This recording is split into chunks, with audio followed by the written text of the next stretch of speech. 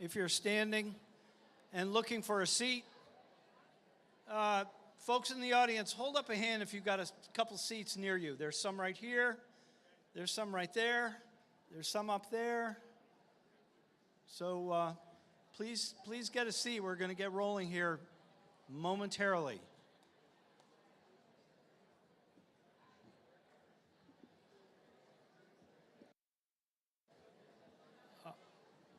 Check out ballot clerks.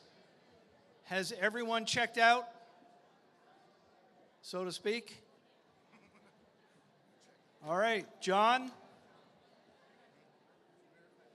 Everyone who has voted, who intends to, and I now declare the 2025 Merrimack Valley School District Annual Meeting open for action on the warrant. Thank you for your patience. And we're going to run an efficient meeting tonight, but everyone who has something to add to the deliberation will have an opportunity to do so.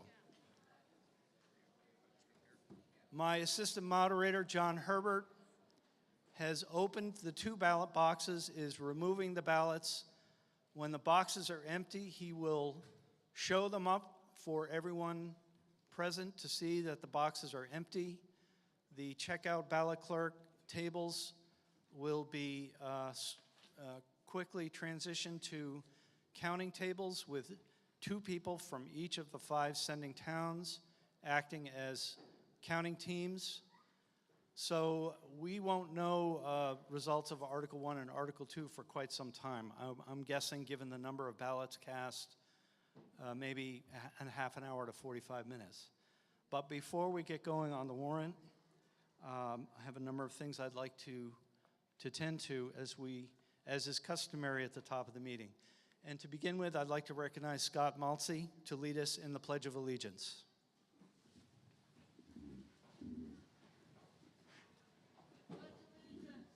To the flag of the United States of America and to the republic for which it stands, one nation, under God, indivisible, with liberty and justice for all. Thank you, Scott. And I'd now like to recognize the Merrimack Valley Vocal Ensemble, Bella Bean, Rihanna Cruz, Allison LaMontagne, Ellie Andrews, Hannah Ober, Sierra Andrews, and Addison Kimball to lead us in the national anthem. Ladies and gentlemen.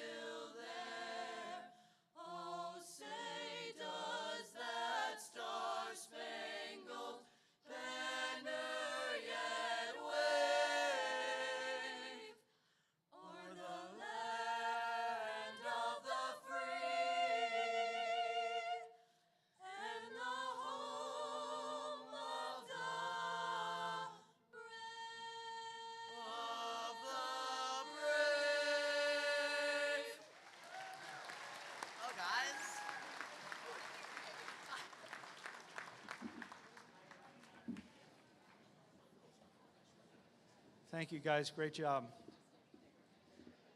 As is my custom, I would like to recognize all veterans of the Armed Services, Active Reserve, and Guard to please stand and be recognized by the Merrimack Valley School District.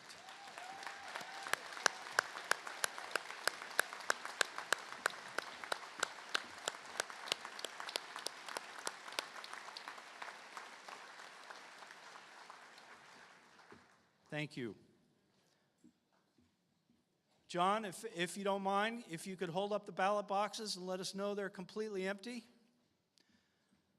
And it's probably as good a time as any to recognize John Herbert, who has served as my assistant moderator for, I think, about 8 years. John is retiring from this position this year. John, thank you very much for your service to the Merrimack Valley School District.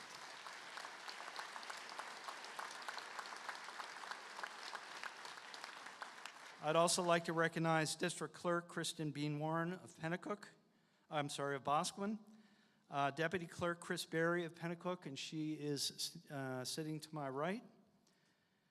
I'd like to thank all the supervisors of the checklist and ballot clerks and school district personnel for setup of the meeting, especially Fred Reagan, who has been running around like a chicken with his head cut off, making sure we can accommodate all these folks. Fred, thank you very much, and everyone else with the school district. On your way in, you picked up the annual report, and hopefully you picked up a blue sheet. These are the official rules of the meeting. These really have not deviated at all from prior years. A few little tweaks around the edges as laws change that need to be reflected in this document, but these are the rules of the meeting. And if you'll indulge me for a moment, I will briefly summarize some of the key provisions. The meeting will be conducted according to written summary of procedures. That's the blue handout.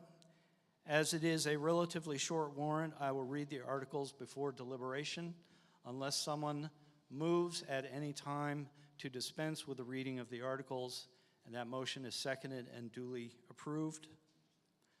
If you wish to speak, please do so at the microphones. There is one in the right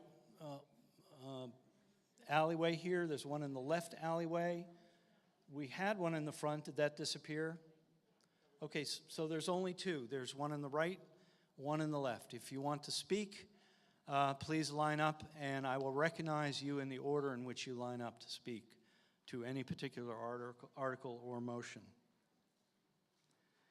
Anyone standing in line when a motion to move the question is in order will be allowed to speak before I recognize that motion.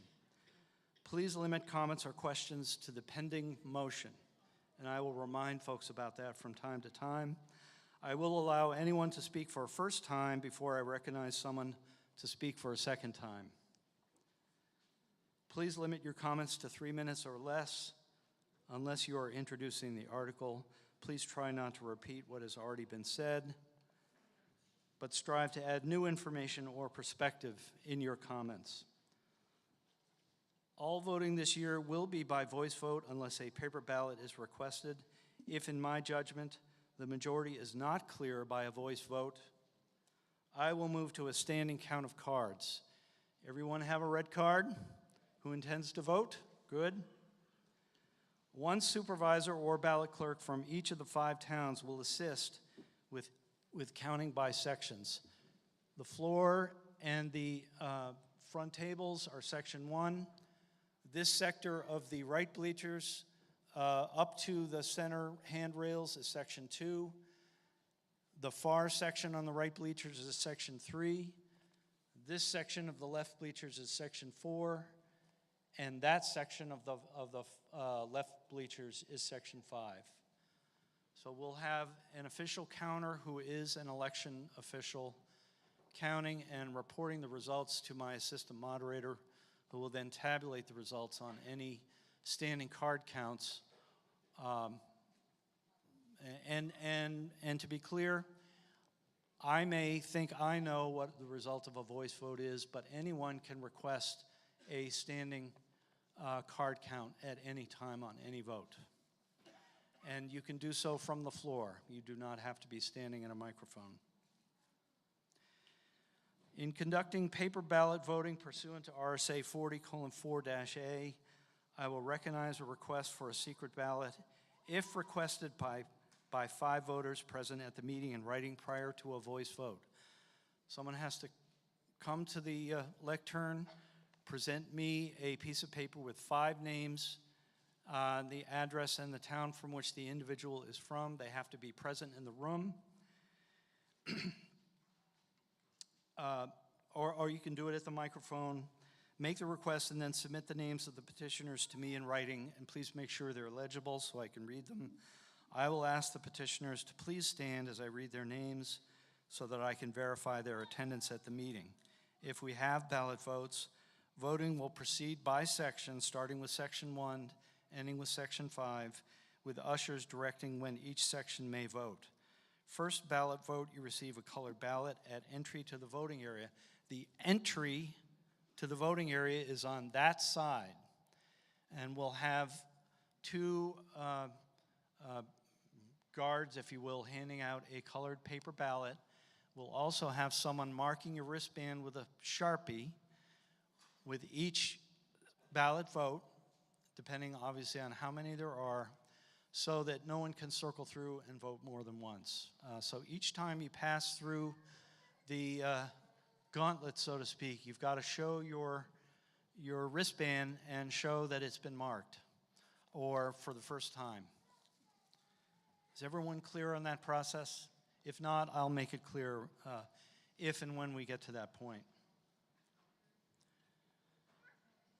With each subsequent ballot vote, we'll use a different color paper. And so we'll have one of the wooden ballot boxes set up. Just mark your ballot in one of the booths, place it in the box, and exit on this side. Everyone clear on that? Okay. To be clear, a ruling of the moderator can be overturned by the meeting by majority vote at any time.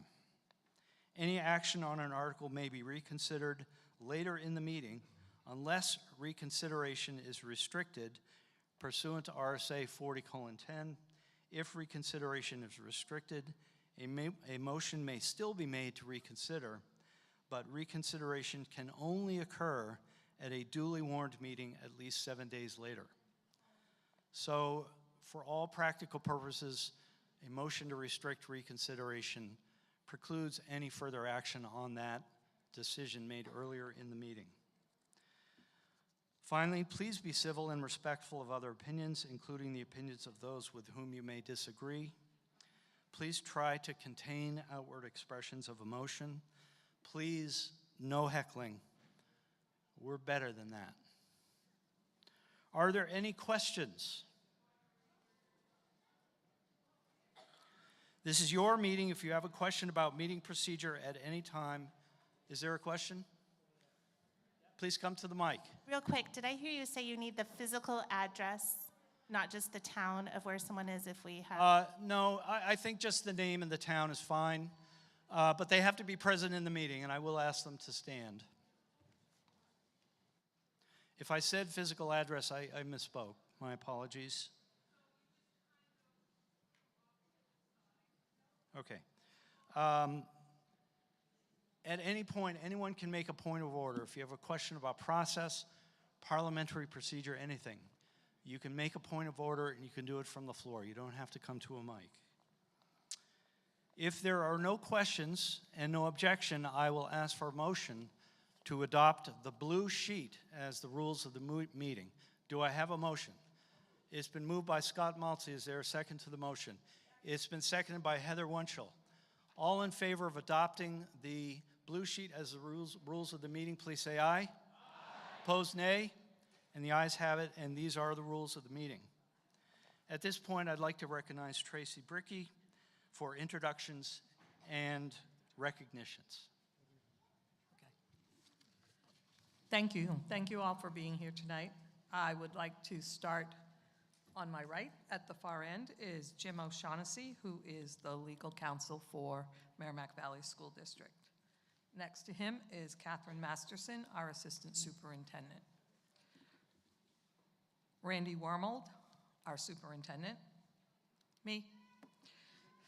Julie Gaudette, on my left, is the director of student services. Melissa Muzzy is one of our representatives from Webster. Sally Hirsch Dickinson from Pennacook. Jessica Wheeler Russell, our at-large board member. And Dan York, our one of our representatives from Loudoun. Laura Vincent, also a representative from Loudoun. And down in front is Gary Tillman from Bosquen, and then Julia Jones from Bosquen. Peggy Jones Blanchard could not be here tonight. She had a previous engagement. And she's from Salisbury also. Eric Hansen from Webster, and Paula Dill from Bosquen. Thank you.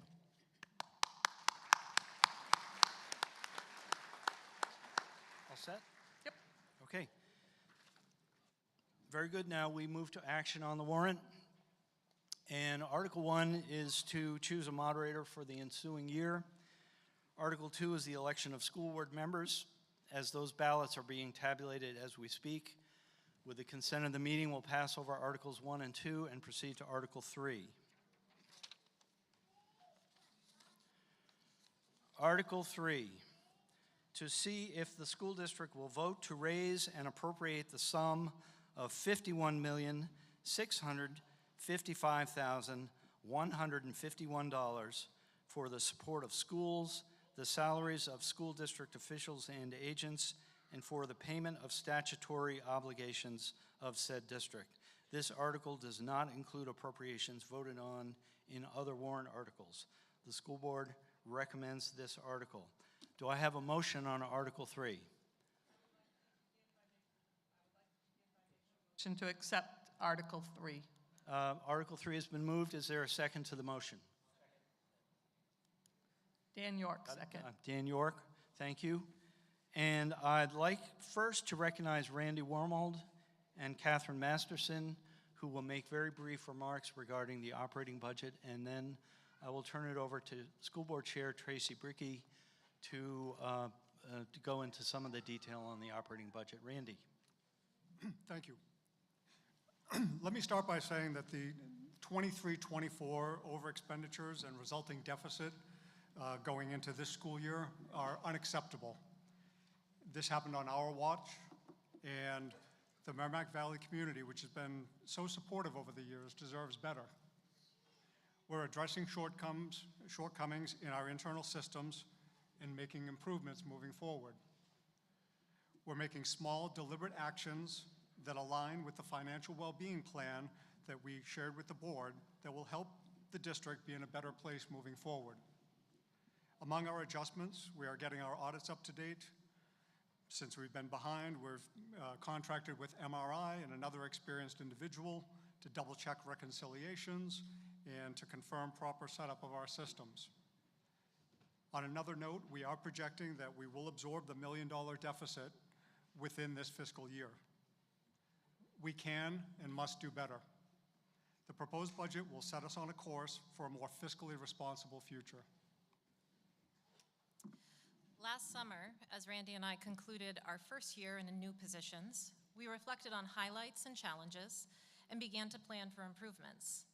These improvements include a change in our approach to facilities expenditures and our use of the MET, as outlined on page 16 in the annual report. The addition of an SAU-level Director of Student Services has been instrumental in providing oversight, direction, and cost savings. We also determined that the budgeting approach used in previous years didn't align with our priority of responsible financial practices. For more than 10 years, the fund balance for the Merrimack Valley School District has been extremely low, averaging around 1%. The fund balance represents the difference between a district's revenue and expenses. A healthy fund balance is essential for financial stability and allows for unexpected expenses, like those that we faced with last year's budget. In accordance with recommendations, we are now targeting a 10% fund balance as our long-term goal. The budget our board has brought before our community tonight, which Tracy will now be presenting, puts us on that path. Thank you. Thank you. Tracy. To add some context to the numbers that you're about to hear, I want to invite you to take a look at some of the graphs in your annual report handout, as well as the supplemental special education. So you got these when you came in. First, in the annual report handout, the first graph on page 13 shows the budget increases graphically. As you can see, the two main drivers of our special education and benefits, which we can do little about. We are in the final stages of changing healthcare providers to help save the taxpayer money. The second graph on page 13, down at the bottom there, shows how Merrimack Valley cost per student compares to the state average. As you can see, MV continues to be well below the state average in cost per student. In the supplemental education packet, that's this one right here, the special ed transportation cost graphic on the second page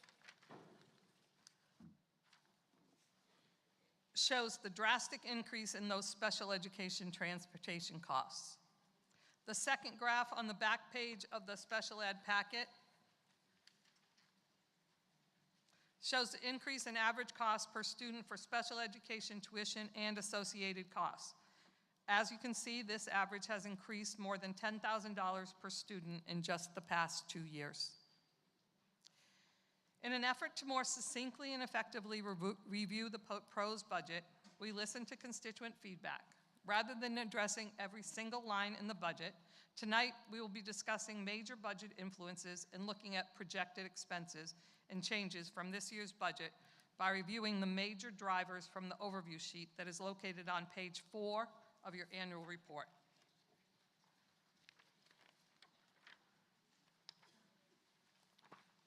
You can't really see this, but it looks like this. You won't be able to read the numbers. There will be time for questions at the end of this presentation. I'd like to begin by pointing out a few things to add context to some of what you will hear tonight. The overall increase of the proposed operating budget is $3,357,043, which represents a 6.95% increase. Comparing some of the main drivers to the overall net increase, gives additional perspectives to consider. Projected special education expenses are increasing $1,162,469. If you compare this projected increase to the overall net increase, special education expenses are 34.6% of the overall net increase. The increase in our non-special education health and dental coverage was 22.2%, or $964,365, which represents 28.7% of the total increase. We are looking to change healthcare providers in the hopes of saving some money and mitigating future large increases like we have seen over the past 2 years. The net increase of previously approved collective bargained agreements of $240,592 represents a 7.2% increase of the total increase. The percent increase of the operating budget compared to last year's total approved budget is 6.95%, as I said.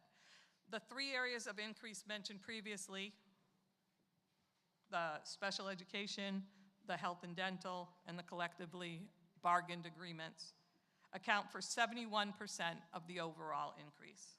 The board and administration are consistently evaluating and monitoring expenses over time. So, if you would follow along on the overview sheet, that's the one on page 4.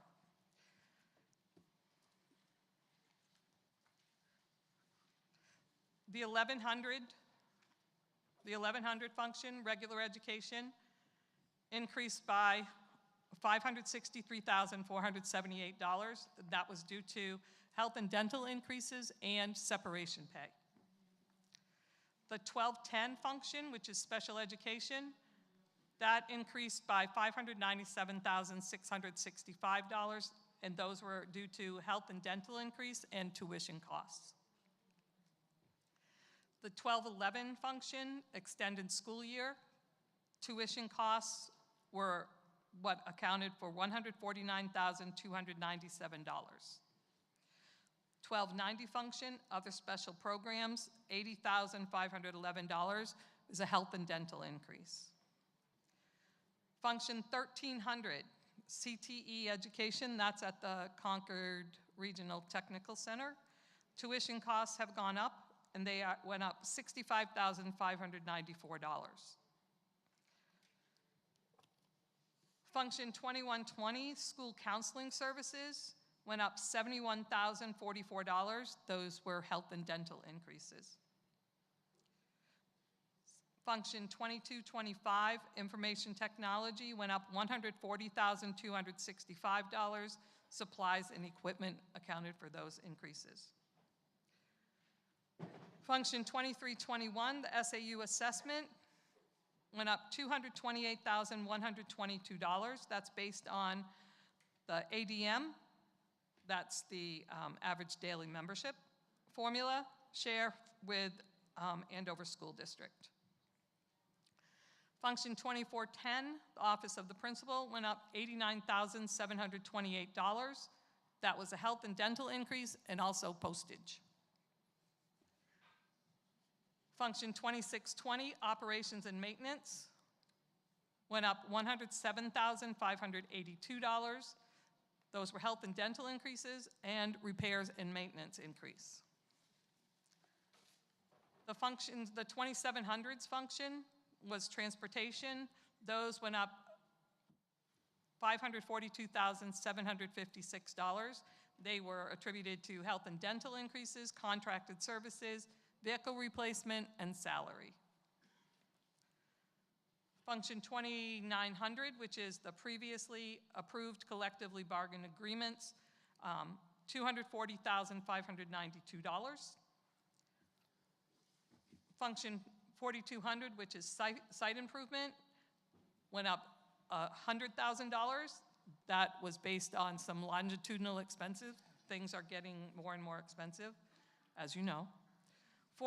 Function 4600, building improvement, also went up $100,000, again based on longitudinal expenses. These functions total $3,076,634, or just about 92% of the total increase. So if we look to revenues, which are on page, bear with me, 11, sorry.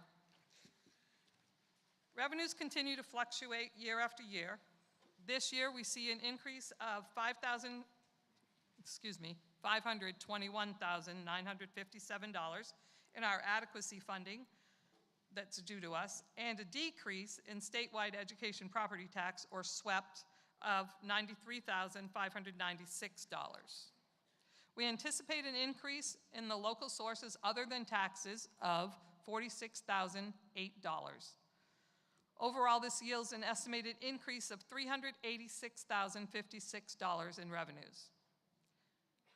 As always, the district administrators and officials continue to advocate for revenues when legislation is brought forward at the State House. Please let your voices be heard by your representatives in Concord as well. Thank you for your time and consideration. Thank you, thank you, Tracy. Article 3, the pending motion on Article 3 is the adoption of Article 3 as introduced. Article 3 is now open to discussion and amendment. Do I have any questions or comments? Yes. My name is Therese Bastarash from Loudon, New Hampshire. I stand to amend Article 3. I would like to propose that we amend Article 3 to see if the school district will vote to raise the appropriate sum of $47,898,107, $47,898,107 for the support of schools, the salaries of the school district officials and agents, and for the payment of statutory obligations of said district. This article does not include the appropriations voted in other warrant articles.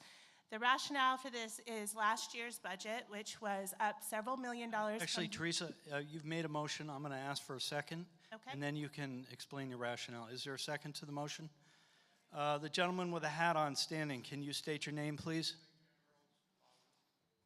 Say it louder. Jose Cambrils, Loudon. Okay. The motion to amend Article 3 has been made and seconded. Proceed. The rationale with this is last year with the school budget went up several million dollars. Again, it has been brought to our attention that there was at least 5 positions that were not filled, which equate to over $400,000, if not more, between salary and benefits. In addition to that, we were down 48 students this year from last year at an average of $20,000 per student is another $900,000. We are looking at holding the budget the same until we have a better understanding as to where each and every line item is truly going. It is our understanding that we have additional administrative positions. We have administrators getting 11% increases. We have the highest homelessness rate increase of all the nation. We have people who are living in their cars because they cannot afford to keep a roof over their head because of property taxes. We are looking at what is a reasonable accommodation for someone. Is it $80,000 for transportation for just one student? Is that truly fair that one student has $80,000 for transportation while another child is maybe $7,000 to educate? We need to be looking at these hard questions. The other question that we have is there's a request for proposal for open bids for contracts for everything from our snow plowing to the roofs over the head to the transportation. In the last 18 months, it shows that Merrimack Valley School District has not put in an open request for a proposal. That needs to happen. We need to make sure that we're hiring our local contractors and we're getting the most for those contracted pieces of business. So this, I stand for last year's budget minus $400,000, which was the 5 positions that were budgeted for but intentionally never filled, along with the decrease in student population. We need to work within our means. Okay, the pending motion is the amendment to Article 3, which reduces the total expenditure to $47,898,107. I will now recognize. I also have the petition to vote by secret ballot, the 5 signatures. I will now recognize comments on the pending motion. David Hemingway. And just everyone, even if I recognize you and state your name, please state your name and the town you're from. David Hemingway, Webster. Thank you.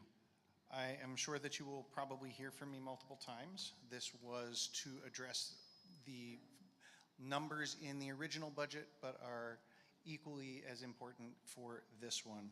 I have 2 particular questions. The first one, at the budget public hearing, it was stated that 3 teacher positions at one school were being downsized and removed, but their salaries left in the budget. How many teachers do we currently have? How many do you expect to have next year for the budget year is in filled positions? And how many total have you budgeted for? Okay, 3 questions there. We have about 242 teachers overall, and we budgeted for 242, although we would be looking at some of those. Well, obviously, the results would be dependent on how tonight turns out, but as far as how the budget was put together, those were left in the budget. Okay, and the second portion was, we continue to see one of the large drivers of budget increases being special education related. I support helping those who need it, but I'm still a bit murky on how this has become such a huge issue and an increase that is this size every year. Please provide some clarity on this, such as the percentage of the school population that takes advantage of some form of special education. Some of that is small, some of it is large. As well as the percent of special ed students that are severe and specialized enough that they must be sent elsewhere. For example, the tuition graphs that you mentioned already. How have those percentages changed over the past few years? And what percent of special ed funding goes to out-of-school services that maybe in the future we should consider bringing in school services? Okay, several questions there. Is this working? Okay.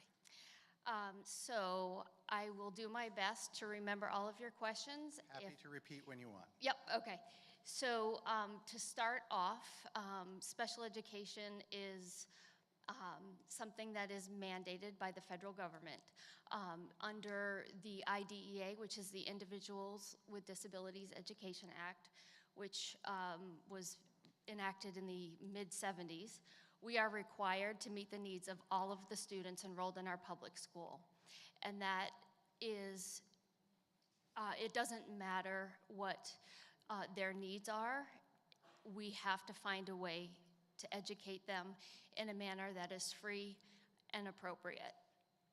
So the funding portion of that, back when IDEA was created, the funding portion of that was something that the government was concerned about. The president at the time was worried that the federal budget wasn't going to be able to handle what, the reimbursement that was kind of mandated through the IDEA.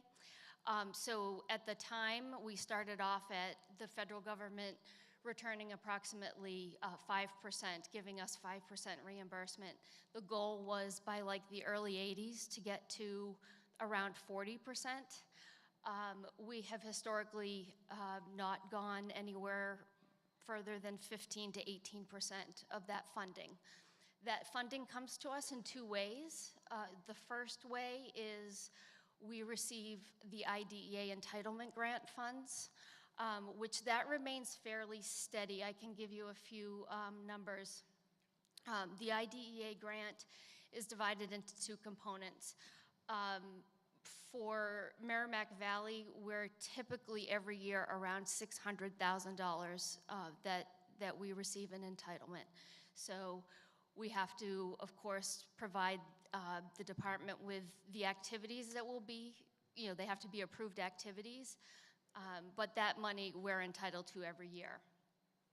There's also a preschool component of that, which typically for us is around $25,000. The second way that we receive funding from the state or the government is what's called special education aid.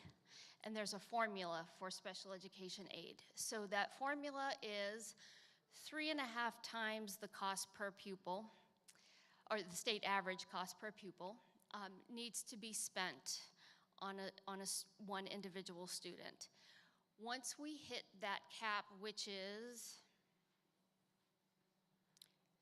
around $75,000, once we hit the cap, we are then eligible to apply for reimbursement for the amount that we go over that cap. So if we go, to $100,000 in combined costs for one student, we're eligible for reimbursement for the difference, the $25,000 difference. At 80%, it's not 100%. In October of this year, we received a letter notifying us that 80% was going to be cut to 66.38%. So for us, that meant that what we anticipated to be a little bit over $1 million ended up being under $800,000. Numbers, you were looking for numbers as well of the number of students? Percentages. What was that? Basically percentages. Percentages? Sure. So at the public hearing, I mentioned that we were around 30%, but I also kind of emphasized the fact that this number changes very frequently. So we're down about 10 students since that meeting, so we're at like 29.3%. So it's roughly 29.3% taking advantage of some form of special education.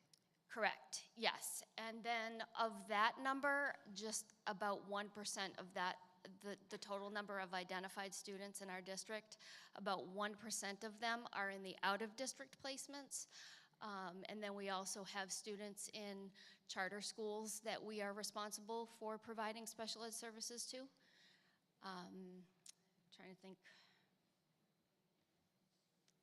What did I miss? I think that basically covers it with the two percentages, so thank you very much. Okay. You're welcome. Thank you. I'll recognize this gentleman.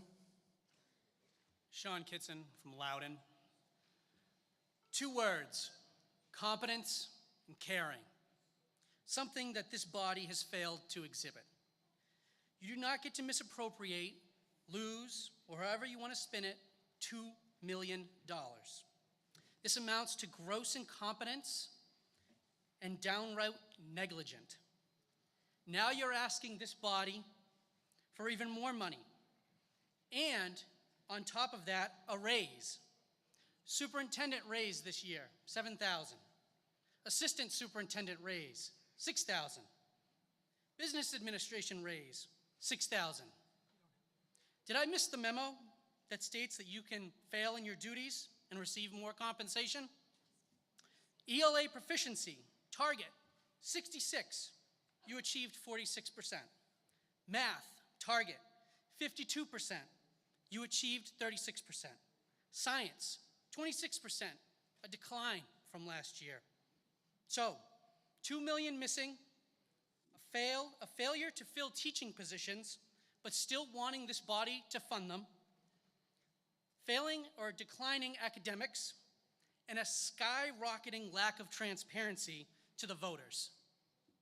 In my view, this does not warrant an increase in the budget. I support Amendment 1. Thank you. Thank you. I'll remind everyone to please withhold outward expressions of emotion if you can. And we have a gentleman coming to the mic over here, so I'll recognize this gentleman. Liam from Pennacook. So I support the original budget as proposed by the board because it's not about adding luxuries. It's about keeping our schools running at the level our students deserve. We are being forced to cover costs that should be shared by the state and federal government. The fact is that New Hampshire's state funding share of education spending is one of the lowest in the nation, and that is why local property taxpayers like each of us have to make up the difference. Not because of runaway spending by the Merrimack Valley School District on unnecessary items. Many here tonight may feel righteous and vindicated as they yell their frustrations at the school board. And why not? They're an easy target who can't fight back.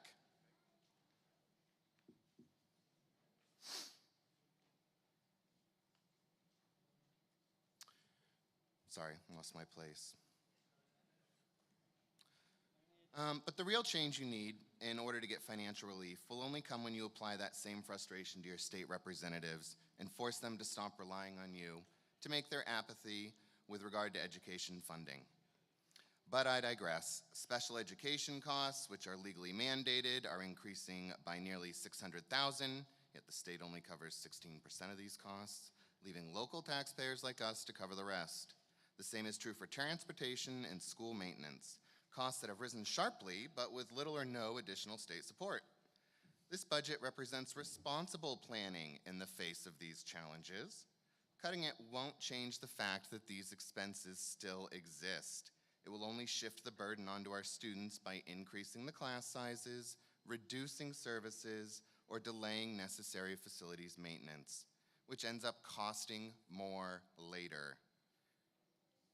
If we really want to make a difference, we need to take the energy that we have here and direct it towards the state, who's consistently underfunding and putting it on the backs of each of us. Thank you. Please, I'll recognize this gentleman. Wait, excuse me. David Nesbitt, Excuse me, Webster. Excuse me, you said you were going to go in order we approach the microphone.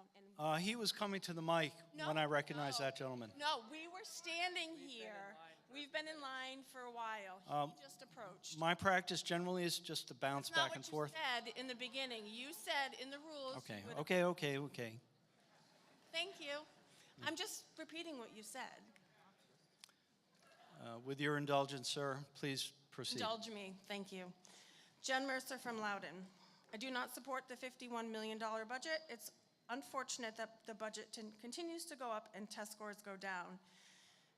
Did you know that Merrimack Valley School District is ranked by schooldigger.com as 113th out of 163 school districts in New Hampshire? That's the bottom 30th percentile. MV is the bottom third of the state for 48 million. I won't go into details on test scores as other people have, but when I was a student, 40 to 50% proficient meant failing. So in layman's terms, more than half of the students that you profess to be educating are not even proficient in reading and math. That's appalling. It's obvious that just throwing more money at the problem is not solving it. That being said, I do support the amended budget of $47,898,107 for many reasons. I'm confident the board can make this budget work when they sharpen their pencils. This is why, as discussed before, there are 6 positions that are being cut due to enrollment numbers, yet still being funded. And it's disingenuous of the board to say otherwise.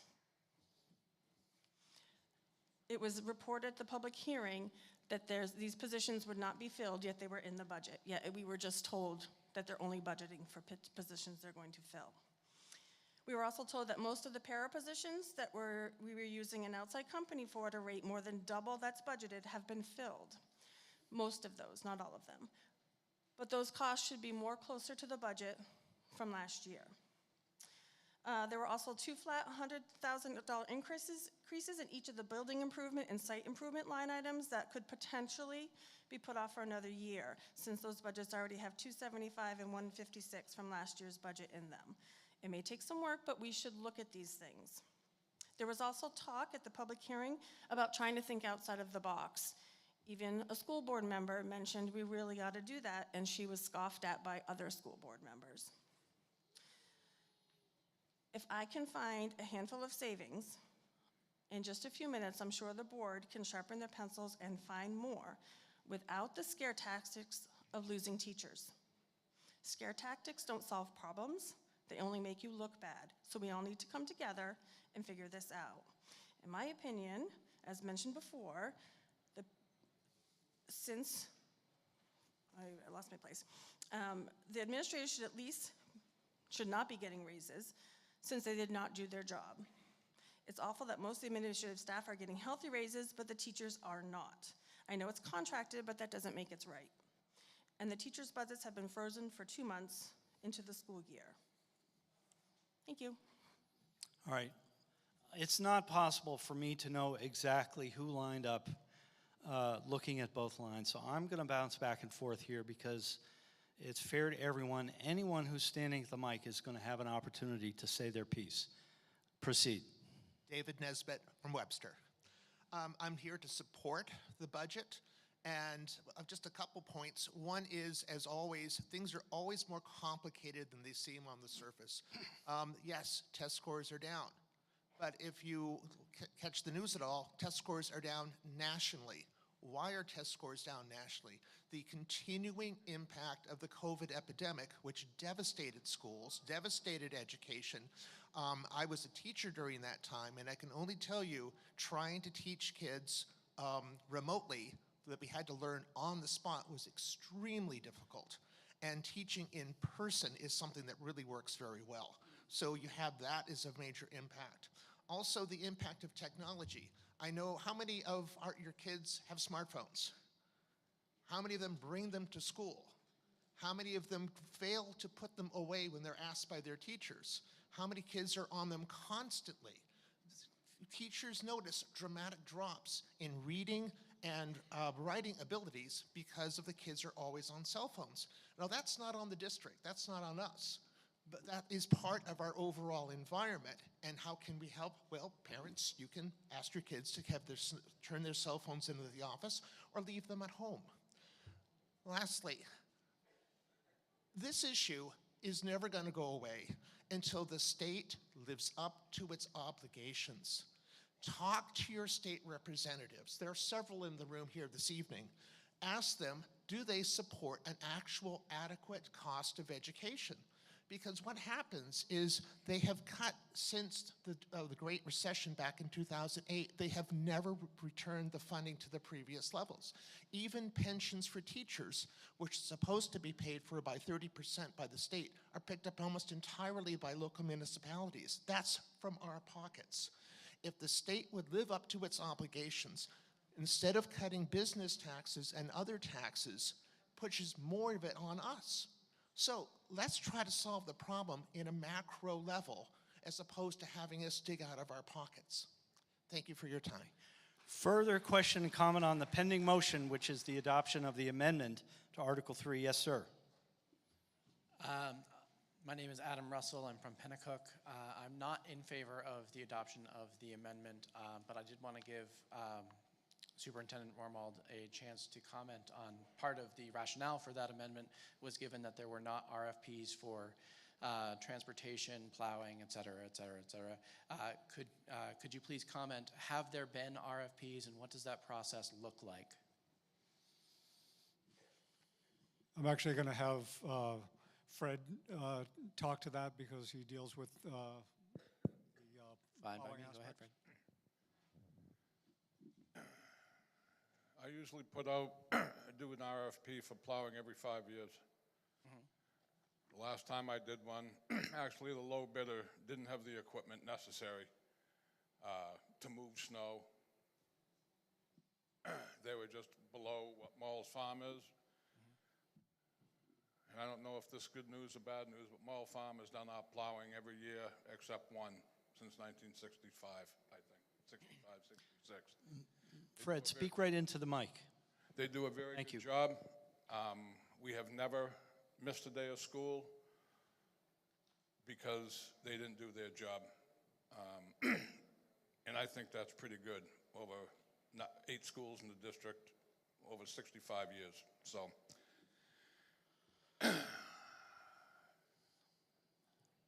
What was the other one other than? Transportation. Yeah, I can't speak to those fellows. I got enough trouble myself. I'll speak to transportation when Okay. Fred's done. I did not bid out the track this year. As most of you guys probably know, there's not a lot of companies there's all kinds of companies that pave. There's not all kinds of companies that do tracks, the coatings, the tops. I was going to bid it out to 2 companies, one who has always done our tracks, and GMI, who's done a lot of our paving, which went out to bid. They've done a lot of work from the city of Concord. The company that has always done our tracks would not respond to me. I called the highway superintendent for the city of Concord, asked him his thoughts. He recommended them. I met with that company and the company they work with that actually do the track aspect of it. I got a quote. I accepted the quote. The idea of that quote was for them to remove the top track surface and then grind down 1.5 inches of the pavement and then add 2 inches back to regrade the top of the track surface for drainage and such. When they ground down that 1.5 inches, they came upon the old track. Don't know whose fault it was. It goes on my shoulder. I was the facilities director at the time. I take the heat. I asked them what we could do, and that company said, we will not put a new track on top of the old one. And I said, what options does that leave us? And he said, you got to go back down to the ground. I asked him what that was going to cost. He said he'd have a quote the next day. The quote was either $84,600 or $86,400, one or the other. We had no choice. I had the money, or the money was, we had the money. Yeah. So that's what we did. We did 2 roofs in the last 2 years, Boscawen Elementary and Pennacook Elementary. Both were bid out with RFPs. I bid out most of the stuff that we have. I don't know if you want any more answer than that or if I missed a question. No, I think we can turn it over to the superintendent on transportation. Thanks, Fred. Thank you. So for transportation, we had a sealed bid process, and we had a day when we opened up those bids. W.C. Cressy won that bid, and that's who we purchased the buses from. Okay. Thank you very much. Okay, further question or comment on the pending motion, which is the adoption of the amendment.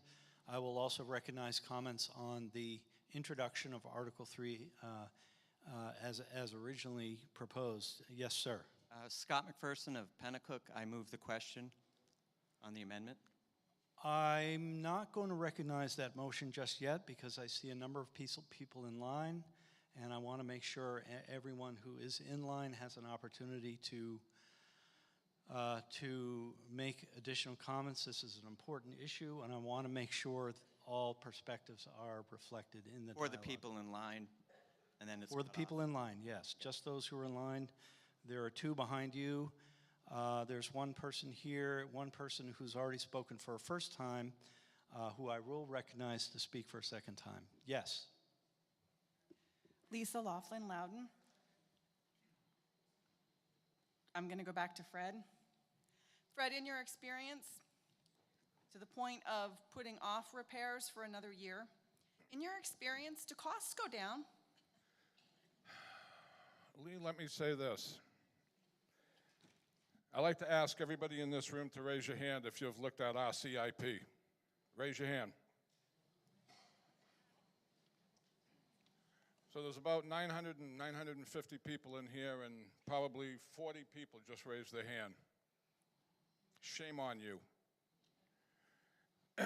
Yes, Teresa, you can shake your head, and that's okay. You have that right. Every time we put something off, it gets more expensive. Right now, on the 10-year CIP, I believe there's $14 million over the next 10 years. In 5 years, that $14 million is probably going to go to 25, just because of the way prices are. By the time we get to year 10, that's probably going to go up to 35 or 40. I try to chip away at things, and every time I can't chip away at something, it gets added to the next year. It's just that simple. It's not good. Thank you. To Superintendent Wormold, what is the goal of leaving the costs of the 3 teachers leaving Loudon, or being cut from Loudon, in the budget? What is the point of leaving their salaries and benefit costs in the budget?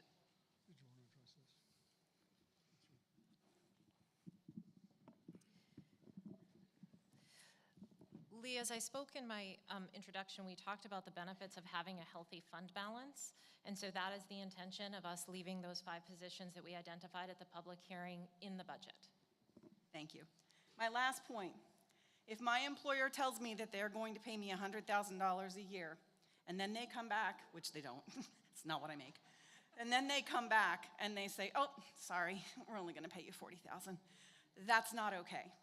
The state and the federal government have both said we are going to commit resources to education. I'm going to specifically cite CRTC, or the technical education programs, that were supposed to be paid by law at 76%.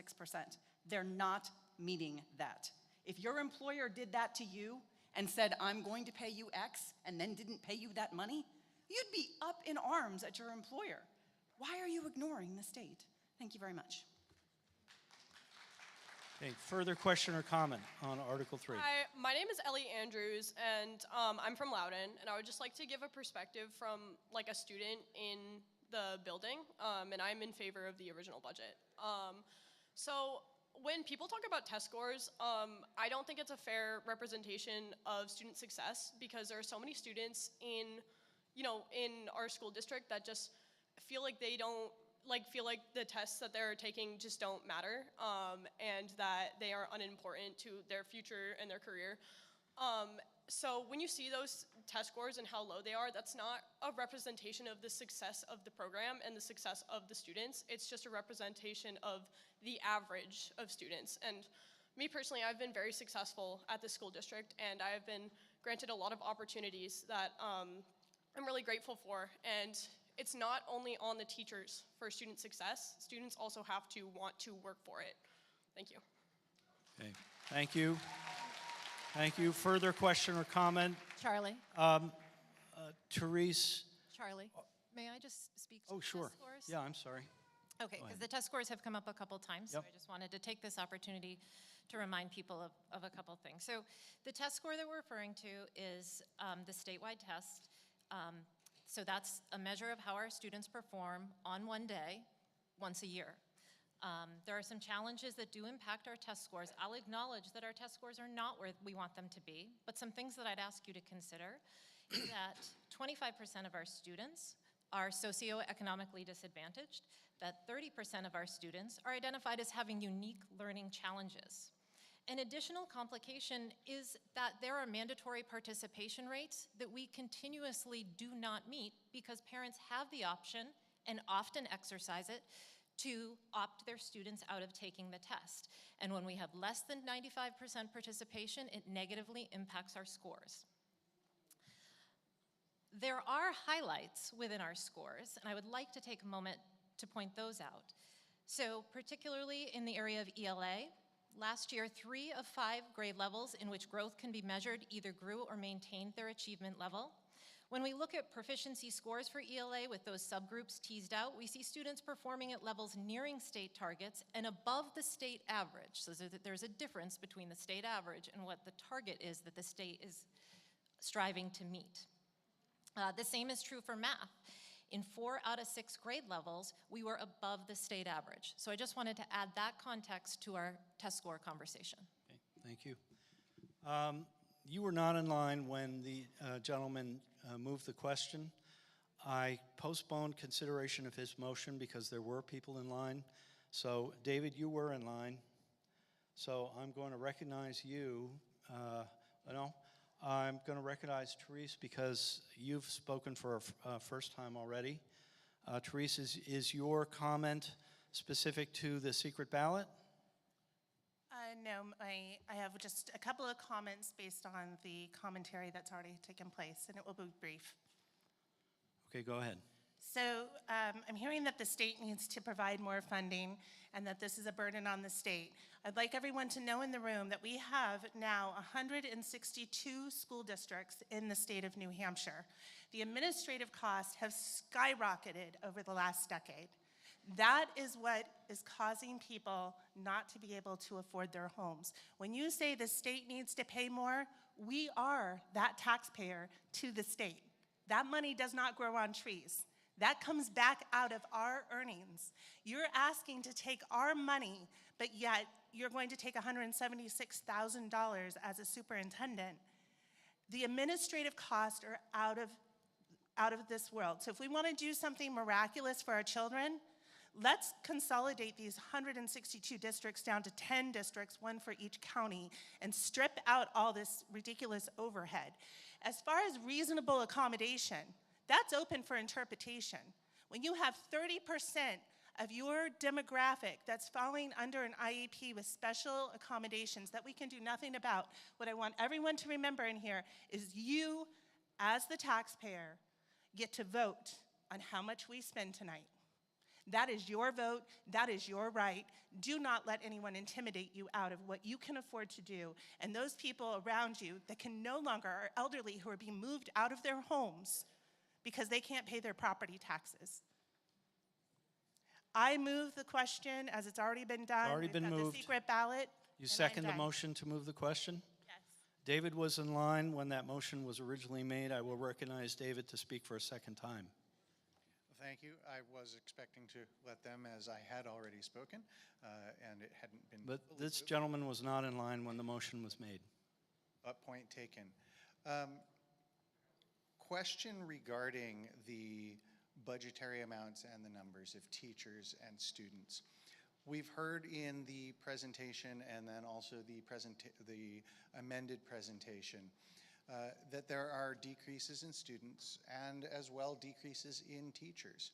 So at this point in time, when we get concerned about things such as class sizes and effective teaching, what are the average class sizes at each of the schools? Thank you. It really varies on level and town, but we do have some board policy that keeps the average class size under 25 for the most part. That's what we strive for if we think about a high school class. And if we can, if there's no one else to speak, I'd like to just speak to the amended. I'll recognize you to speak. So if we were to go for the amendment, which is a reduction of $3,757,000 and some change, I just want to provide some context to that number. You saw a number of the things on there that are non-negotiable. Those are increases that were contractually obligated or statutorily obligated to provide. So, and 80% of the budget is salary. salary and benefits. So 80% of 50 million is 40 million. That number to cut, if we think about a teacher as being around 80,000 on average and a support staff person around 40,000, some programs, maybe 20,000 here and there, this would represent a reduction of 35 teaching positions, 20 support staff positions, and then 8 programs before school, after school, some various things like that. So just to put that in perspective, if we look at trimming that much from this budget. Thank you. Okay, thank you. The gentleman who moved the question, I did not get your name. Scott McPherson, was there a second to the motion? Is there a second to the motion to move the question? Therese, and before we bring that to a vote, and that's a non-debatable motion, would you like to read the names of the individuals who are petitioning for secret ballot, and then please bring, bring that list up to me as well? Certainly. So Therese Bastarash, Kevin Bastarash, Jen Mercer, Kelly Bocan, Karen Burke, and Jose Cambro. And I can bring All from what town? Loudon. Okay. If you could bring that up. And can I ask those individuals, when I read your names, can I ask you to please stand?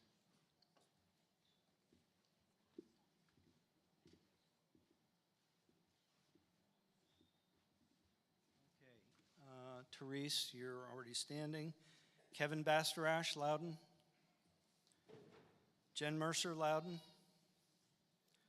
Kelly Bocan, Loudon. Karen Burke, Loudon. Burke Troon, excuse me. Is she here? Okay, thank you. And Jose Cambrell's Loudon. Okay. There are a sufficient number of individuals present to request a secret ballot, so I will recognize that. Before we do that, I'm going to bring the motion to move the question to a vote. Does everyone understand the impact of moving the question? It suspends any further debate on the amendment on Article 3. Are you ready for the question? All in favor of moving the question, please say aye. Aye. Opposed, nay. And the ayes have it, and we proceed to a secret ballot. So here's how this is going to work, folks. What color paper are we going to use, David? Okay, Kathleen, who has the blue? All right, we're using blue. And as I indicated earlier, we will proceed by section, starting with section 1 and the head table. Remember that you go down and you enter into the voting area through the gateway, so to speak. Please show your wristband. A point of order has been made. Can you speak into the mic so I can hear it? Sorry, point of order clarification.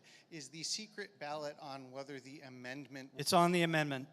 So it's to amend the budget? Yes. It's not to Thank you, pass David. or dispose the amendment. The ballot vote will be on the amendment to Article 3, which is to reduce the bottom line figure to, I wrote it down, $47,898,107.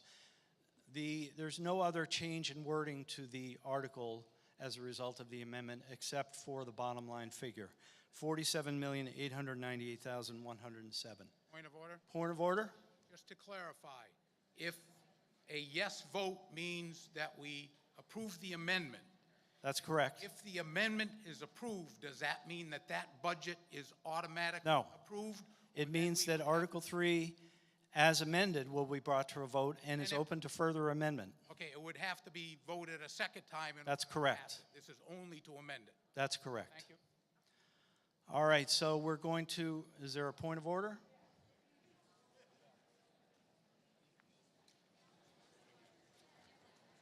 Mr. Moderator, can you please specifically state what a yes vote will do and what a no vote will do, Okay. so everybody is clear I on will what we do. are voting on. Yep. If you vote yes, you are in favor of reducing the bottom line figure in Article 3 to $47,898,107. If you vote no on the paper ballot, you are opposed to that amendment. If the amendment is adopted, Article 3 is open to further discussion and amendment. If the amendment is defeated, Article 3 is open to further discussion and amendment. Are you clear on the question? Okay, so recall that you're going to proceed through the line, starting with Section 1, which is the floor.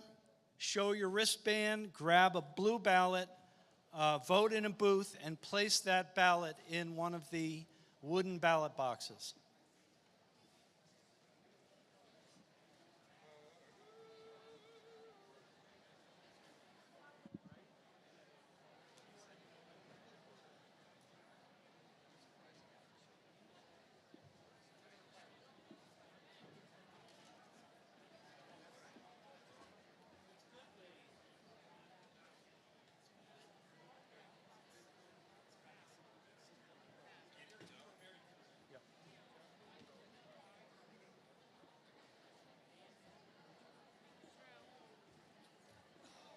Oh, I wrote that down.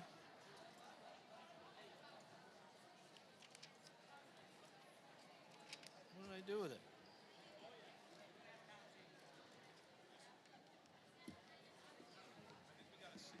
Oh, there it is.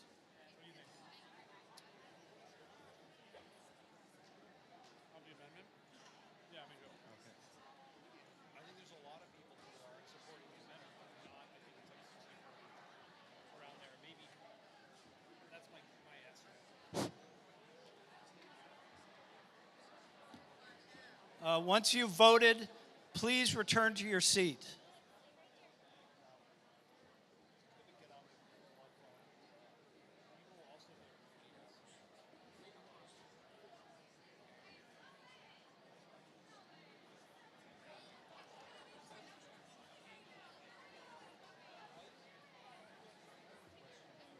Yeah.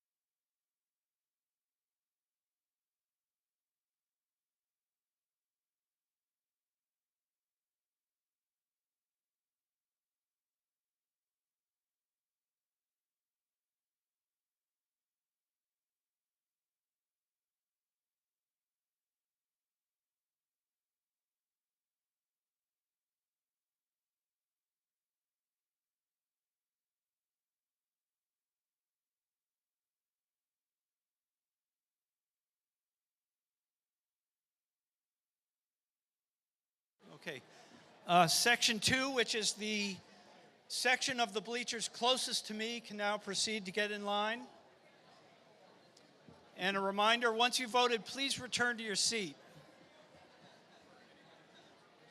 So Section 2 is this side of the center guardrail.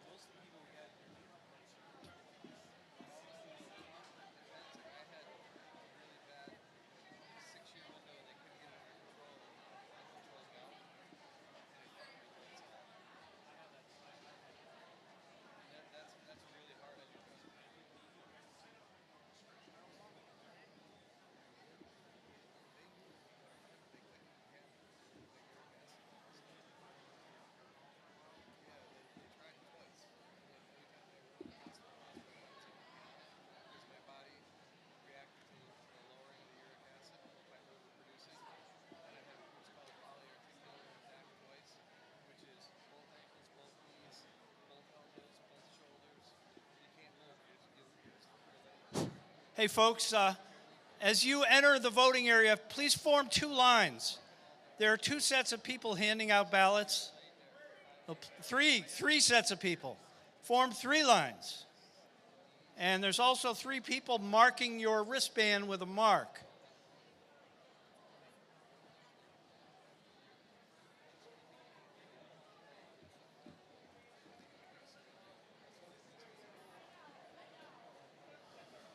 Okay.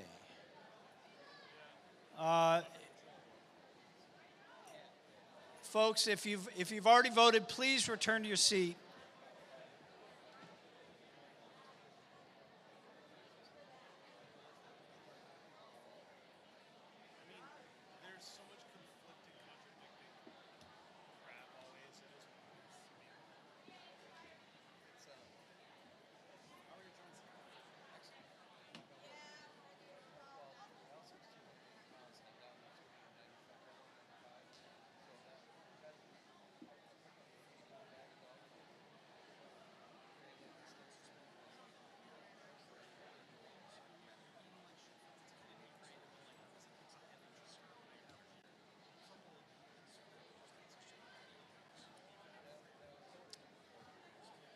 Okay, section 3, I think we'll start having you folks filter down to the front of the room.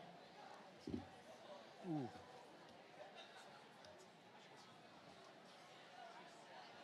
And if you're in sections 1 or 2 and you've already voted, please return to your seat.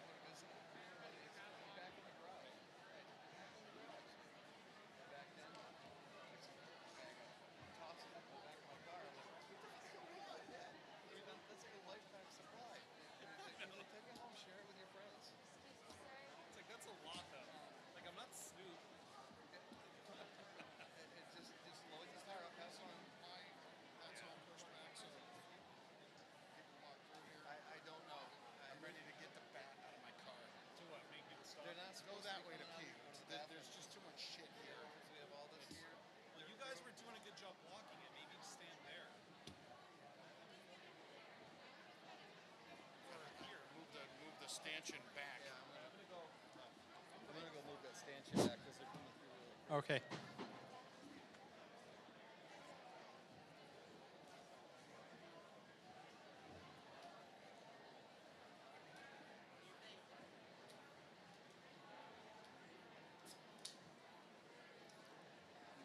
Are those the only bathrooms that are available?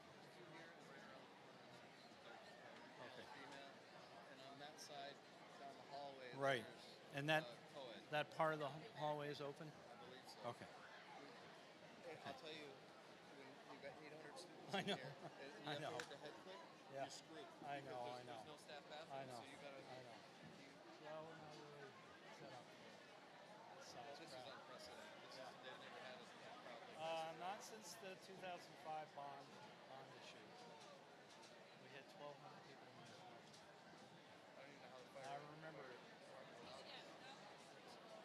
He has I remember it because it was this $20 million bond vote on the bond fix at the high school. Yeah.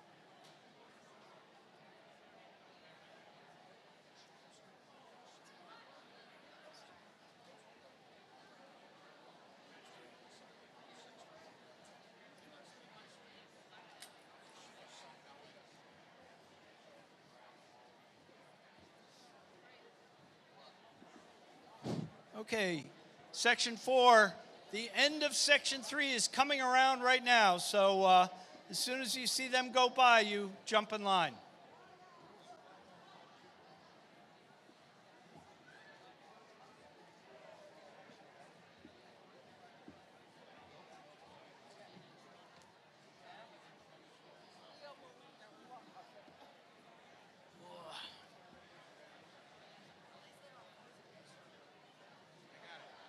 Looking at the stuff pushed up against the antennas, so I moved it back so it wasn't. That's all. Just trying to make sure that the school stuff doesn't get broken and that the antennas work. Speaking of that, number three, which is a little fun, is the battery.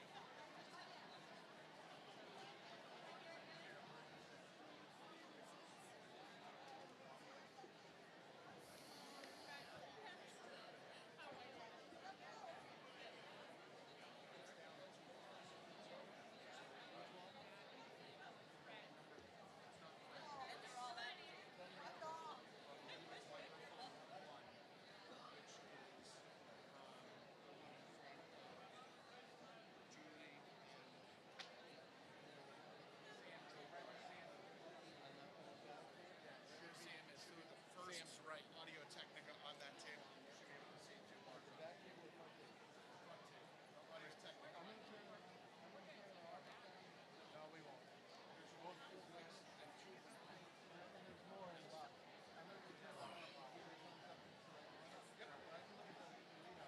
Yeah, you should be able to see the readout. I believe it's marked mic 1 right in.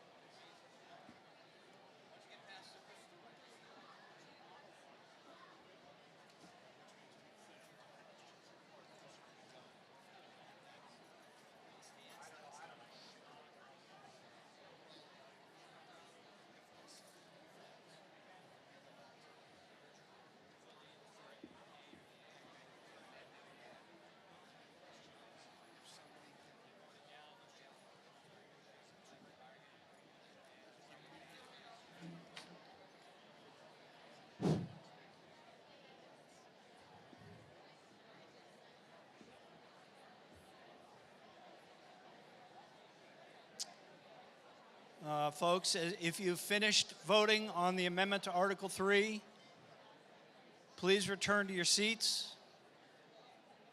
Looks like the tail end of Section 4 is now getting in line.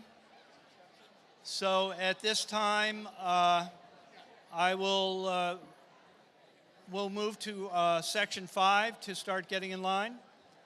And thank you, everyone, for your patience.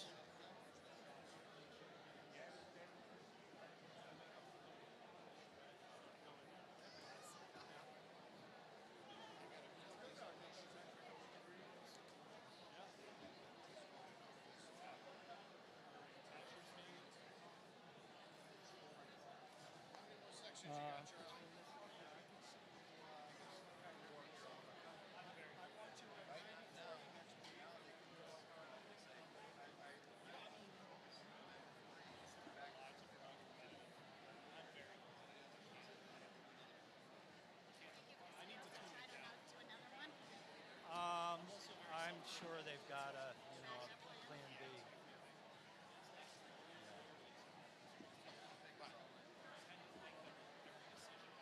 If I were on the floor, I would move quickly to the microphone and move the question.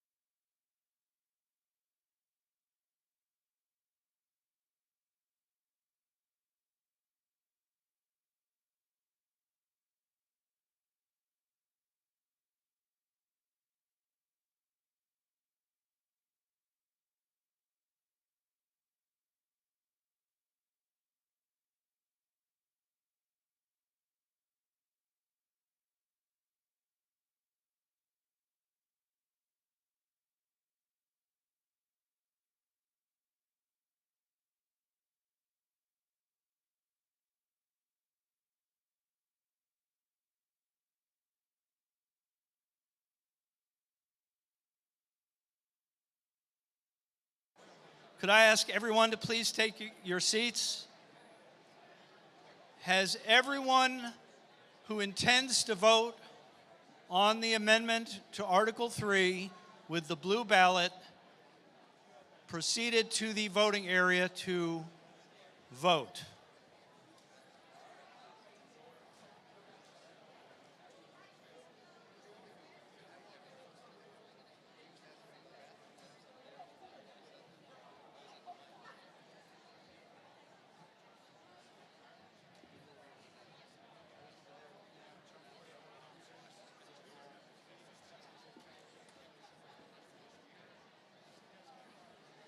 All right, I'd ask everyone, if you voted, to please take your seats.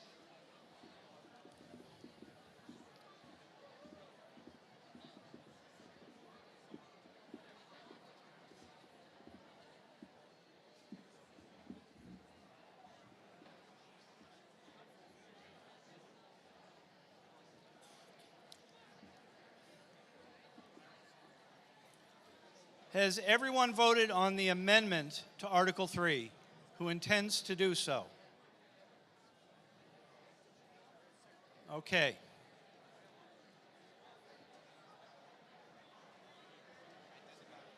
Could I ask for your quiet for just a moment?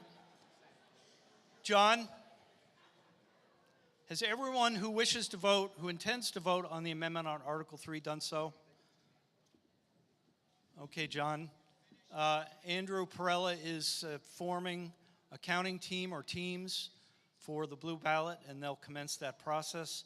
Simultaneously, we are finishing up the tabulation of results on Articles 1 and 2.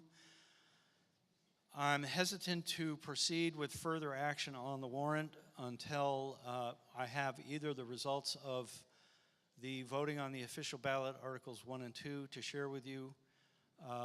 Even though the blue ballot on the amendment, the secret ballot, is a simple yes/no, it will take some time given the numbers of voters that we have in the room. So I'll ask for your patience.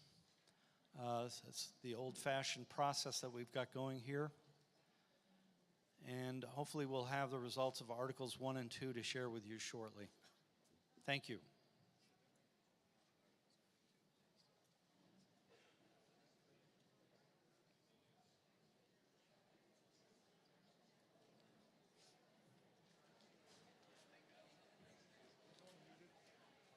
Except for Charlie's mic which he has control. Everything else is off.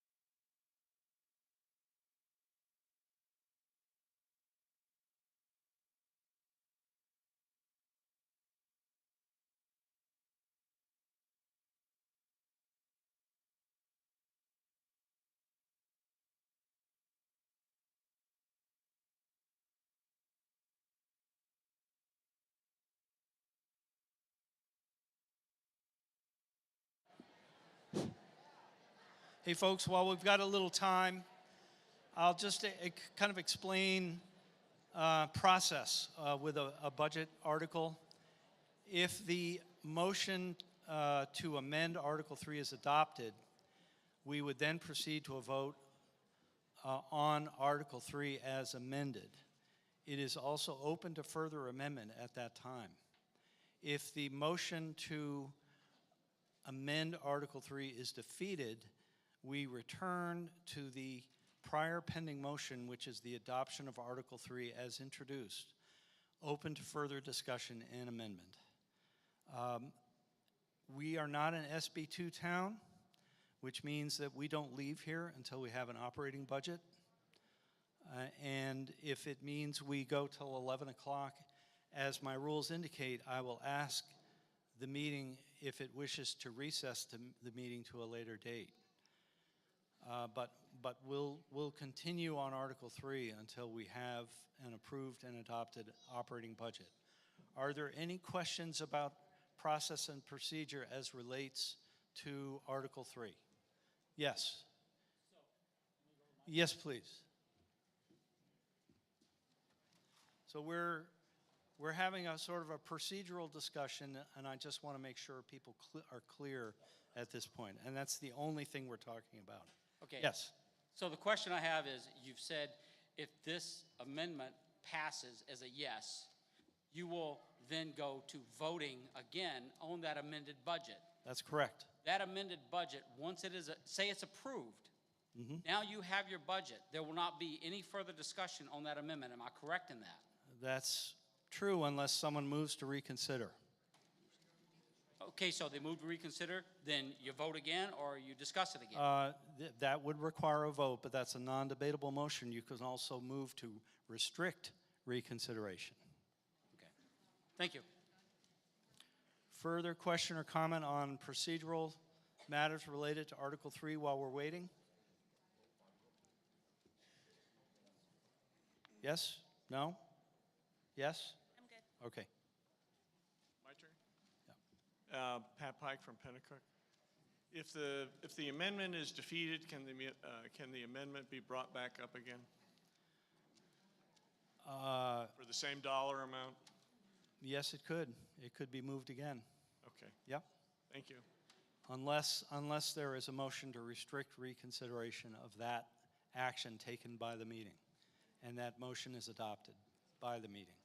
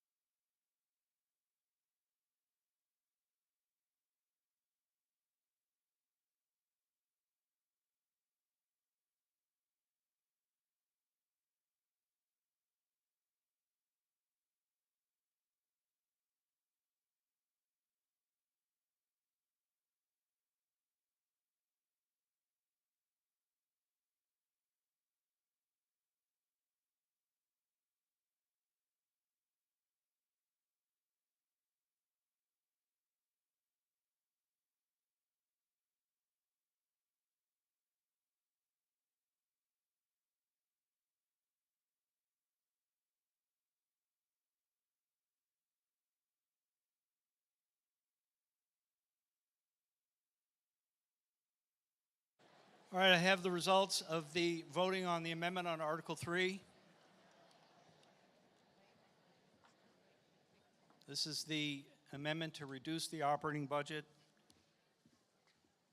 to the amount of $47,898,107. There were a total of 603 ballots cast, 281 in the affirmative, and 321 in the negative, with one undervote.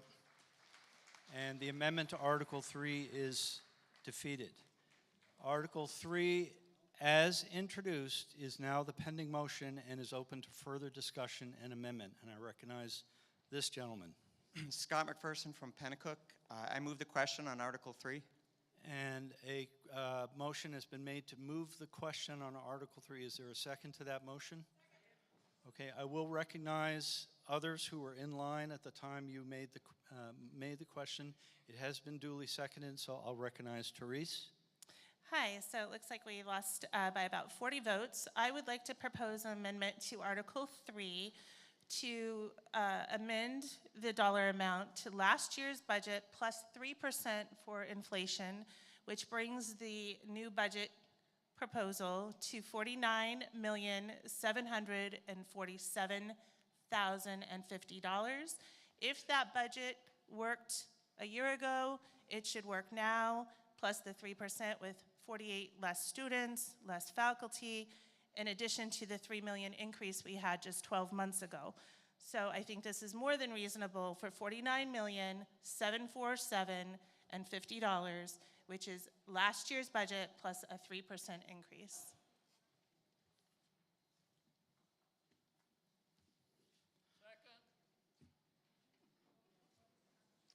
I'm sorry, I missed the proposed amendment.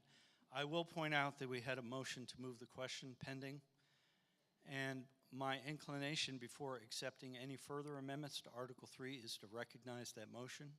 If it is the decision of the voters to move the question on the adoption of Article 3 as introduced, then we will proceed on that basis. If the voters decide not to move the question, it is open to further amendment. Therese was in line well before this gentleman. Right, but he,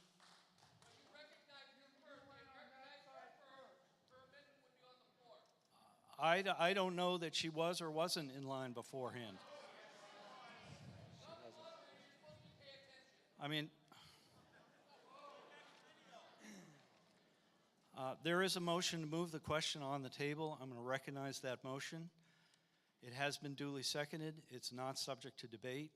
If you are in favor of that motion, you are in favor of moving to the question of the adoption of Article 3 as introduced. If you're Point of opposed, order, can we do a secret ballot on the move? We're 40 votes away, and we just went up $2 million. This is causing people to go homeless. we're making a point of order. It's non-debatable. We're making a point of order, not a statement. I will recognize a request for a secret ballot if you can provide me with the names of 5 individuals present in the room. No, I will recognize that. So let me understand, point of order, we're going to decline the opportunity to have a proposed amendment of $49,747,000 last year's budget plus 3% because we're questioning who was in line first. Is that correct? Because there is a motion to move the question pending before the body. So yes, I have 5 names for a secret ballot on whether or not we want to move them. Okay, if you can provide them to me in writing, I will accept that motion. And this is a secret ballot on the motion to move the question on the adoption of Article 3 as introduced. You're not going to be able to tell on 40 votes what the room is deciding. We need to have it in writing. Point of order. It's just making Point it of order. longer.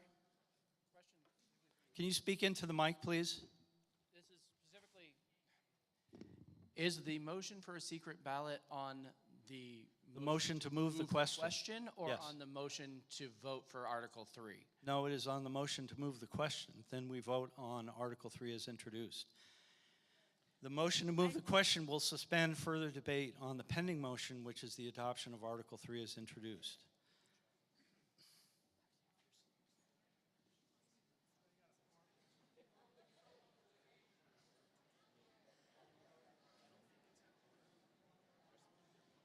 I've already recognized him. Yep. Therese, if you can provide me with 5 names, I will recognize those names. Therese Bastarash, Kevin Bastarash, Jen Mercer, James Troon, and Amy Griffin. Can those 5 individuals please stand? 1, 2, 3, 4, 5. Okay, we will proceed to a secret ballot on the motion to move the question on the adoption of Article 3 as introduced. All you're voting on is whether to suspend debate or not on Article 3 as introduced. That's all you're voting on. Point of order? Can you, hold on a sec. Can you be quiet, please? Please speak up.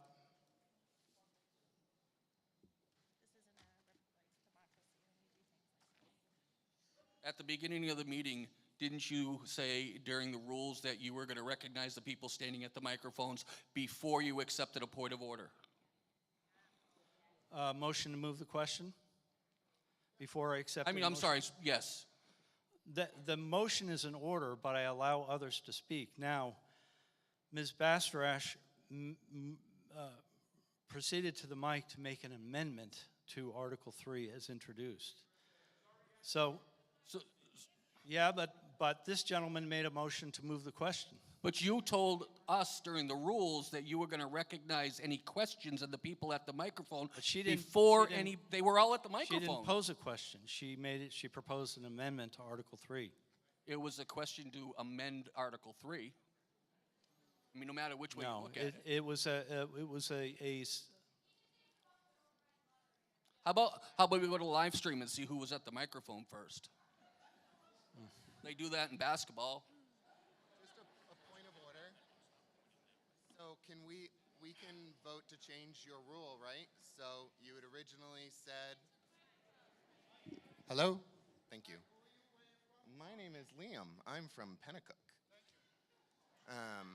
So I just need to understand, right? So you originally said you were going to try and do it back and forth, and then you said, you originally said it was going to be in the order of people who come up to the mic, and then you said that's not reasonable for one person to keep track of that, so you're going to go back and forth. Which is what I've done in past years. Correct, I remember that. So which is the prevailing rule right now? The going back and forth, or whoever just runs over to the mic and stands there for half an hour? In my judgment, this gentleman was in line first, which is why I recognize this gentleman. He made a motion to move the question. It was duly seconded. It's not subject to debate.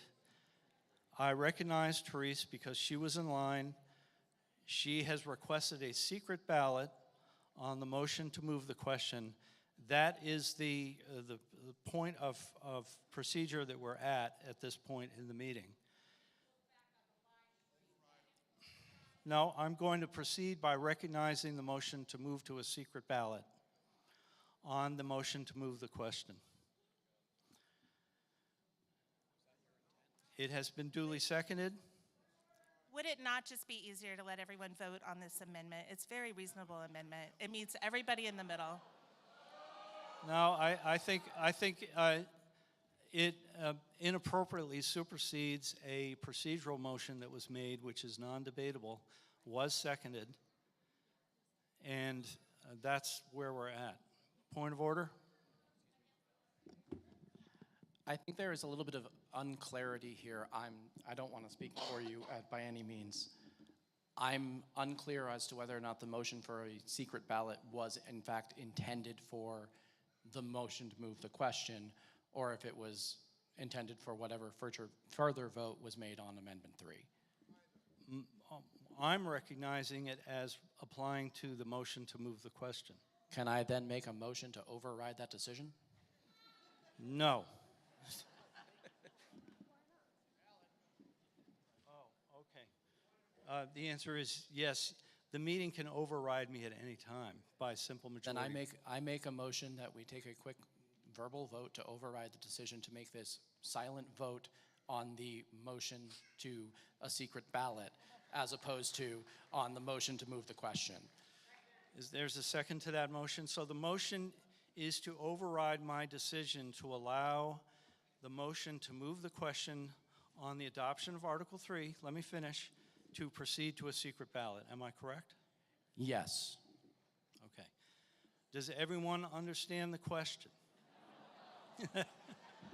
The motion is to override Charles's decision that the call for a secret ballot was intended for the motion to move the question, thus making us all get up and do this song and dance again for a motion to move the question so that we can then vote on Article 3 again.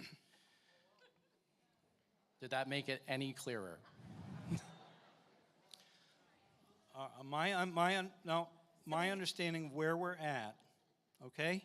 Listen, we have a motion to move the question on the adoption of Article 3 as introduced. It was seconded.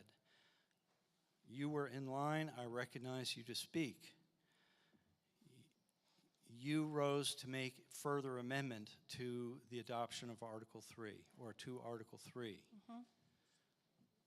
You requested a secret ballot when I indicated I would not recognize that motion on the question of moving the question. Moving the question suspends debate. It's a procedural motion. It can be voted on by secret ballot, by voice vote, by standing card vote. Therese, before the vote, which is considered an acceptable procedure, made a request for a secret ballot on the motion to move the question. That's where we're at. And I will recognize that because it is the right of 5 voters to request a secret ballot at any point before the vote occurs. Now, this gentleman got up and said he wants the body to overrule that decision. I withdraw. Okay? That motion has been withdrawn. So if I may, we're about 40 votes away from each other, and you can either go all the way to the proposed 51 million, or you can give an opportunity for us to meet in the middle at 47. I'm sorry. It's a 49.7. non-debatable motion. She's speaking to the or you question, can just not the supersede motion. the whole diplomatic process and just shut me out, which is what he's trying to do. I'm not which trying to I was shut in line. anybody up. I move the question. It was seconded. Let's vote. On the floor. Whether you agree with that it should be or not is not the question. It's that your motion for a secret ballot is now his motion. Right. Instead of All right, here's what I'm going to do. But his motion is The motion to move the question requires a 2/3 majority vote. I'm going to bring that motion to a vote.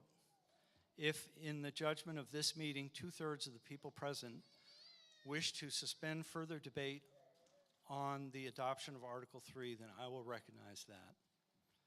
If fewer than 2/3 of the people in the meeting want to suspend debate, then we'll open it back up to further amendment, okay? That would be great, and then we can go home.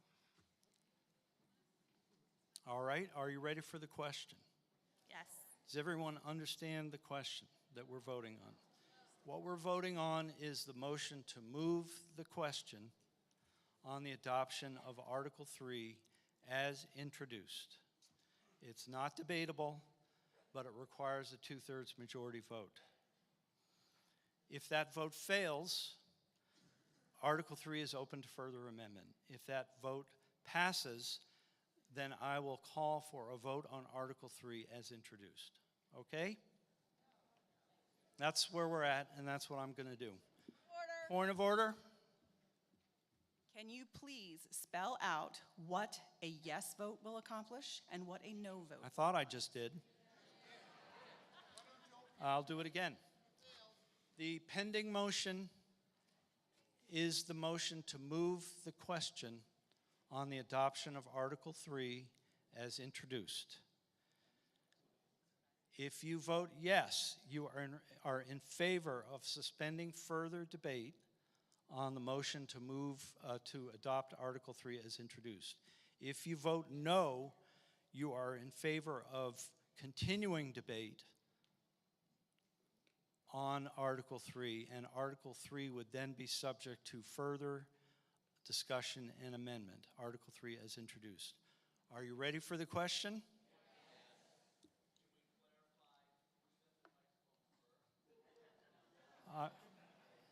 I'm not capable of doing that at this point. No, I'm going to call the question. Point of order. When you say as introduced, do you mean as printed in the warrant? That's correct, as introduced. All right, are you ready for the question? All in favor of moving the question, please say aye. Aye. Opposed, nay? Nay. I'm going to call for a standing card vote. So please get your red cards out. And I'm going to ask my 5 counters, who are Vernon John, Andrew Perella, David Rapaglia, John Glover, and Ben Nato, to proceed to their stations. Ben, you are counting in Group 1 and the head table. John Glover, you are counting in Group 2,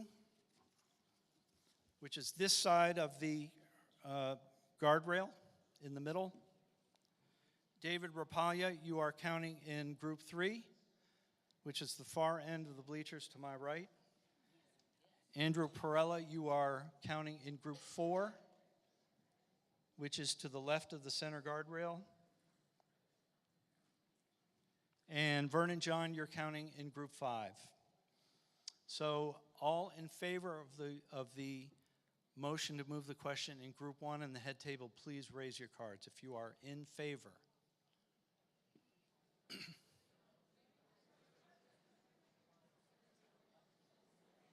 No, just Group 1, just Group 1.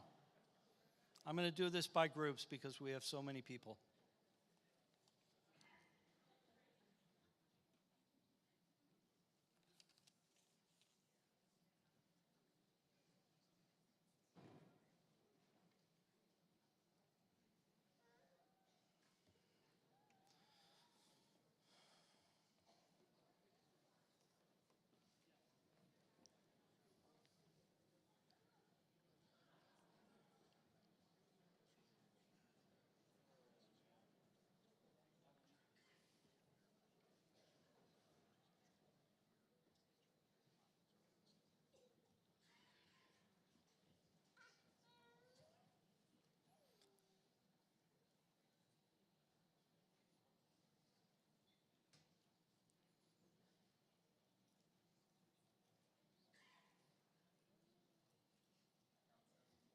$74 in the affirmative in Group 1. If you are opposed to the motion to move the question in Group 1, please raise your card.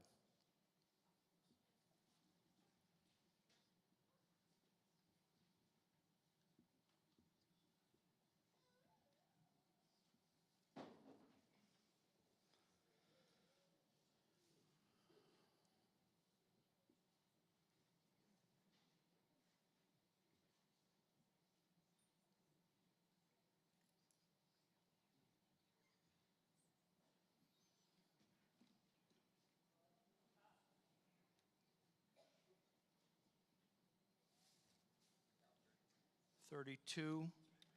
Group 2, that's this side of the center guardrail. If you are in favor, please raise your cards.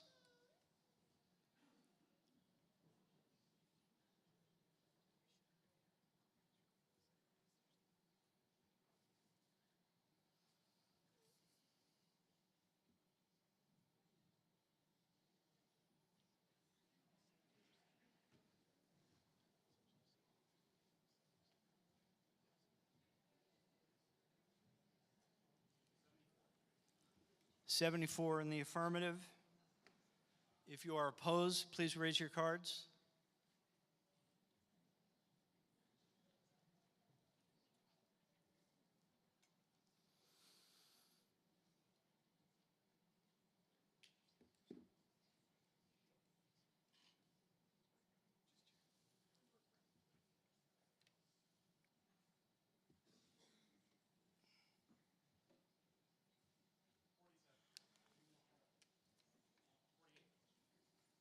48 in the negative.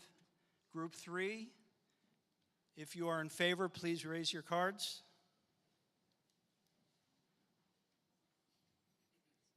That's in favor of the motion to move the question.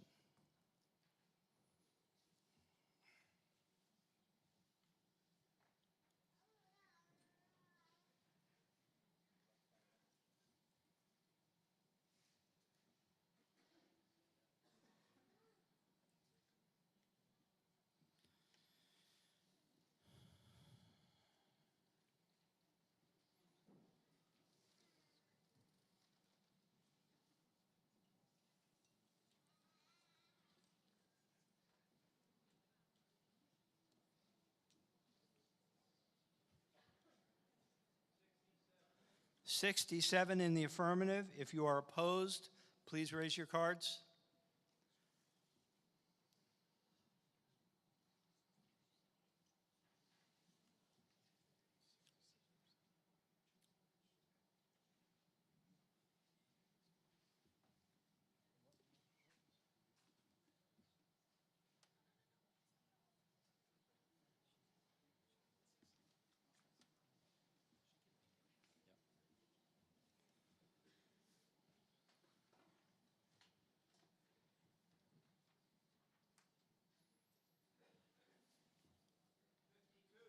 $52 in the negative.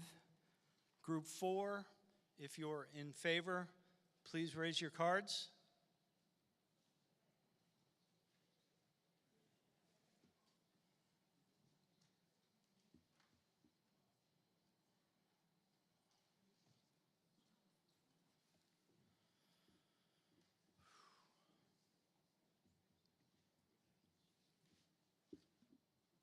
Oh boy. 43 in the affirmative.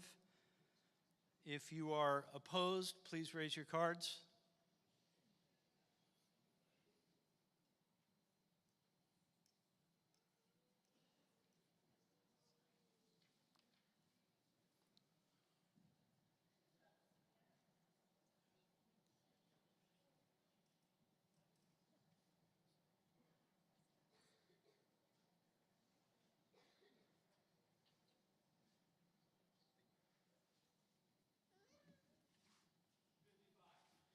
$55 in the negative. Group 5, to the right of the center guardrail. If you're in favor, please raise your cards.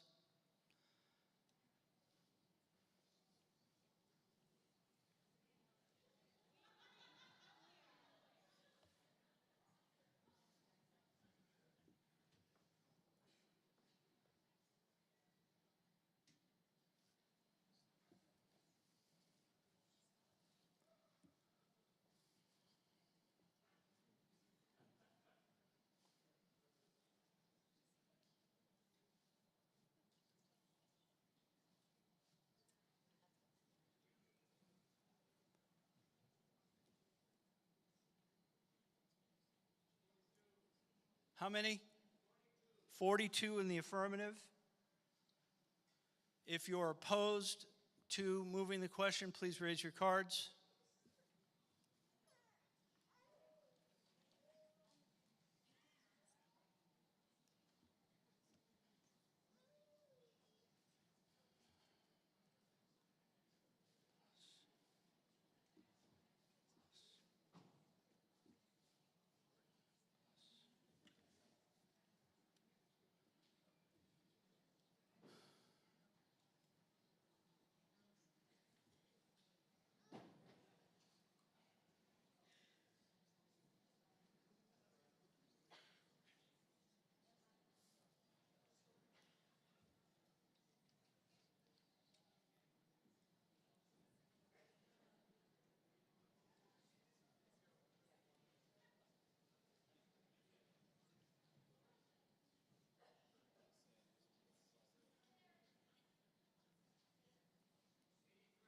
$83.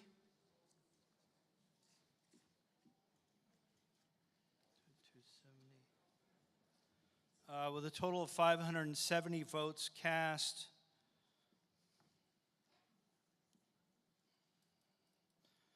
It would require 380 votes to be adopted, 300 votes in the affirmative, and 270 votes in the negative, and the motion is defeated. We now move to further discussion and amendment on Article 3 as introduced. I recognize Therese. Just an observation during this last card vote, it appeared that people behind the procedural barrier over here had their card up for multiple counts. I'd like to know what the procedure is going forward if we have a card vote to make sure they're not double counted. All right, let's try and get us home. We all have to work tomorrow, right? So, The motion to move the question was soundly defeated. okay. So, At this point, I'm going to recognize you for further discussion or amendment on Article 3. so we'll keep an eye on that for any further. Hopefully we get home. So the amendment here in front of me is last year's budget.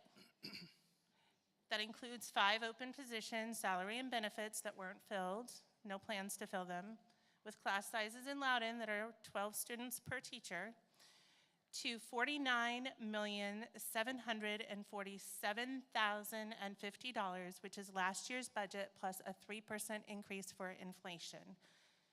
And that is the motion I have at hand, or the amendment. I'll second the motion. 500.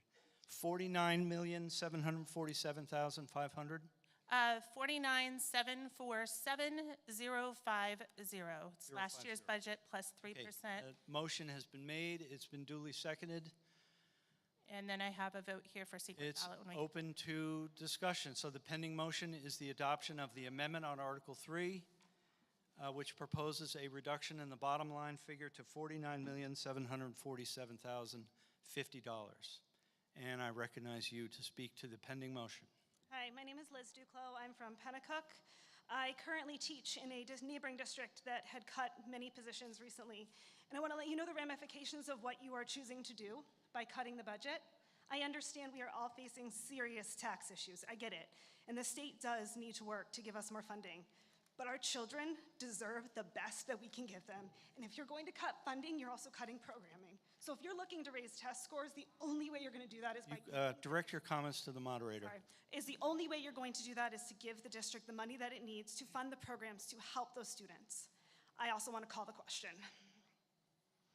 Okay, I'll recognize everyone who was in line when the motion to move the question was called, and I'll turn to this gentleman. State your name. My name is Adam Russell. I'm from Pennacook. I would like to briefly make a motion to restrict reconsideration of Amendment 1 to Article 3, which we defeated in a paper ballot about half an hour ago. Okay, that is a superior motion at this point. It's a procedural motion. I will recognize it. Is there a second to that motion? Back here, somewhere over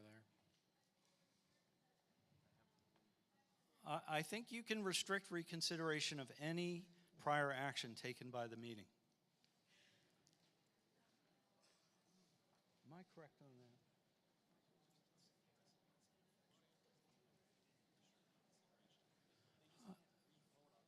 that? Right. Essentially, if we vote on the motion to restrict reconsideration on the prior action taken by the meeting to defeat the First Amendment to Article 3,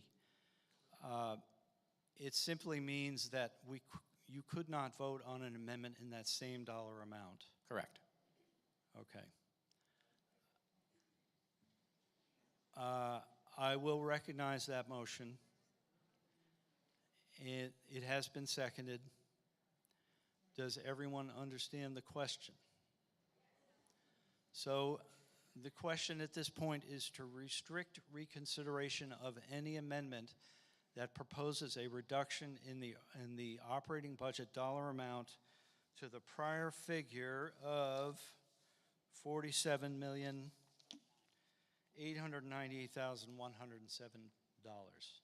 Are you ready for the question? That's the figure we voted on in paper over here a little while ago, just to be super clear. Are you ready for the question?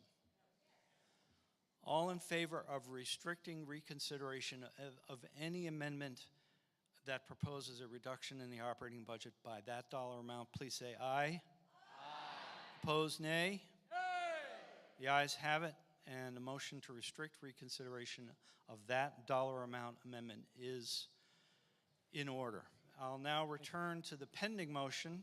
Yeah, regarding the pending motion for a reduction, Superintendent Wormold, you were very helpful earlier in giving us a reflection, and I don't want to put you on the spot, but a reflection of what that prior amount would have meant in terms of position reductions and loss of programming, et cetera. Are you able to provide a similar figure to what this approximately $2 million reduction would mean? Sure. Give me one moment.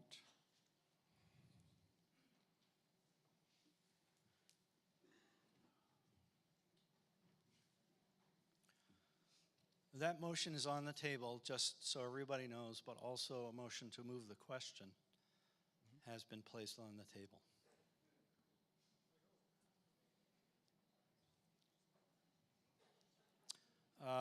Somebody called the question over here. The No? last person to speak from Okay. Pennacook over there did it.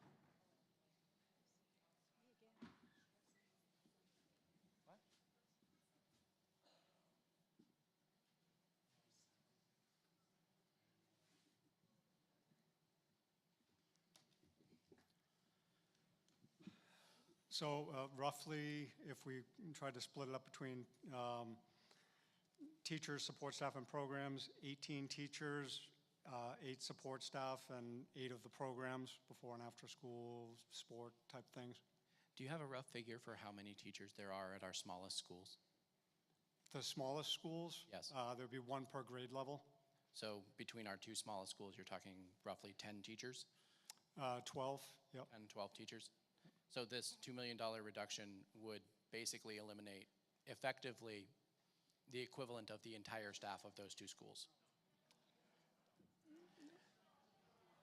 In numbers only. Hush back there. Numbers only. Yeah, in numbers only. Thank you. All right. A motion has been made to amend Article 3. It's been moved and seconded. A motion has been made to call the question on that motion. It's been moved and seconded. That is the pending motion. You 3 people were in line when that motion was made, and I believe all 3 of you were in line when that motion was made. No, she made the motion. Oh, she made the motion. You're right. 2. So I'll now turn to you and invite you to speak. Hi, I'm Sheila Serrano, Bosquen. I support the amended budget. I know you're saying all these with teachers and everything, but one of the biggest things in here is healthcare and dental. You said you were going to look at a cheaper healthcare. Can't we do that and make some of that happen this year and get some savings from that? We have teachers that we're paying salaries and benefits for that we're not planning on hiring. We shouldn't have that in the budget. There is some room without taking the current people we have. I mean, times are tight for everybody. Everybody here is hurting. Everything is going up. We need to cut. We're asking our towns to cut everything because the school board takes up 3/4 of our taxes. It's time to cut the things we can. Thank you. I'll recognize this gentleman. Sean Kitson from Loudon. I've heard a lot tonight about how we need to pass the buck to the state, how the state owes us, and I agree. They made a commitment. They need to honor it. However, we are not the state tonight. We cannot control what the state does tonight. Tonight, we are voting for Merrimack Valley. We are voting for your wallets, your raises from your job this year, and any additional raises that you may get. We don't know what the state is going to do. We can't control the state tonight. They may give us more money. They may not give us any money. We can't control that in tonight's vote. The only thing you can control in tonight's vote is your wallet, your taxes, and your pay raises that you earned at your job. I'd also like to make a motion for a secret ballot. I think it was already made, but I'm not sure you heard it. Make a motion for a secret ballot on the proposed amendment from Therese. I will recognize that. Let's allow everyone else who was in line when the motion moved the question was made. This gentleman. Hi, I'm David Collins from Webster. So I have a question, I believe, as a chair of the school board, going back to the health and dental. So in the current budget, it's kind of on my thing, but I got some other pointed questions about it. First and foremost, for the staff in the school, what is the current percentage of health insurance costs that the staff pays, and what's the current percentage that the school district pays? The superintendent, whoever can answer that one. That's fine.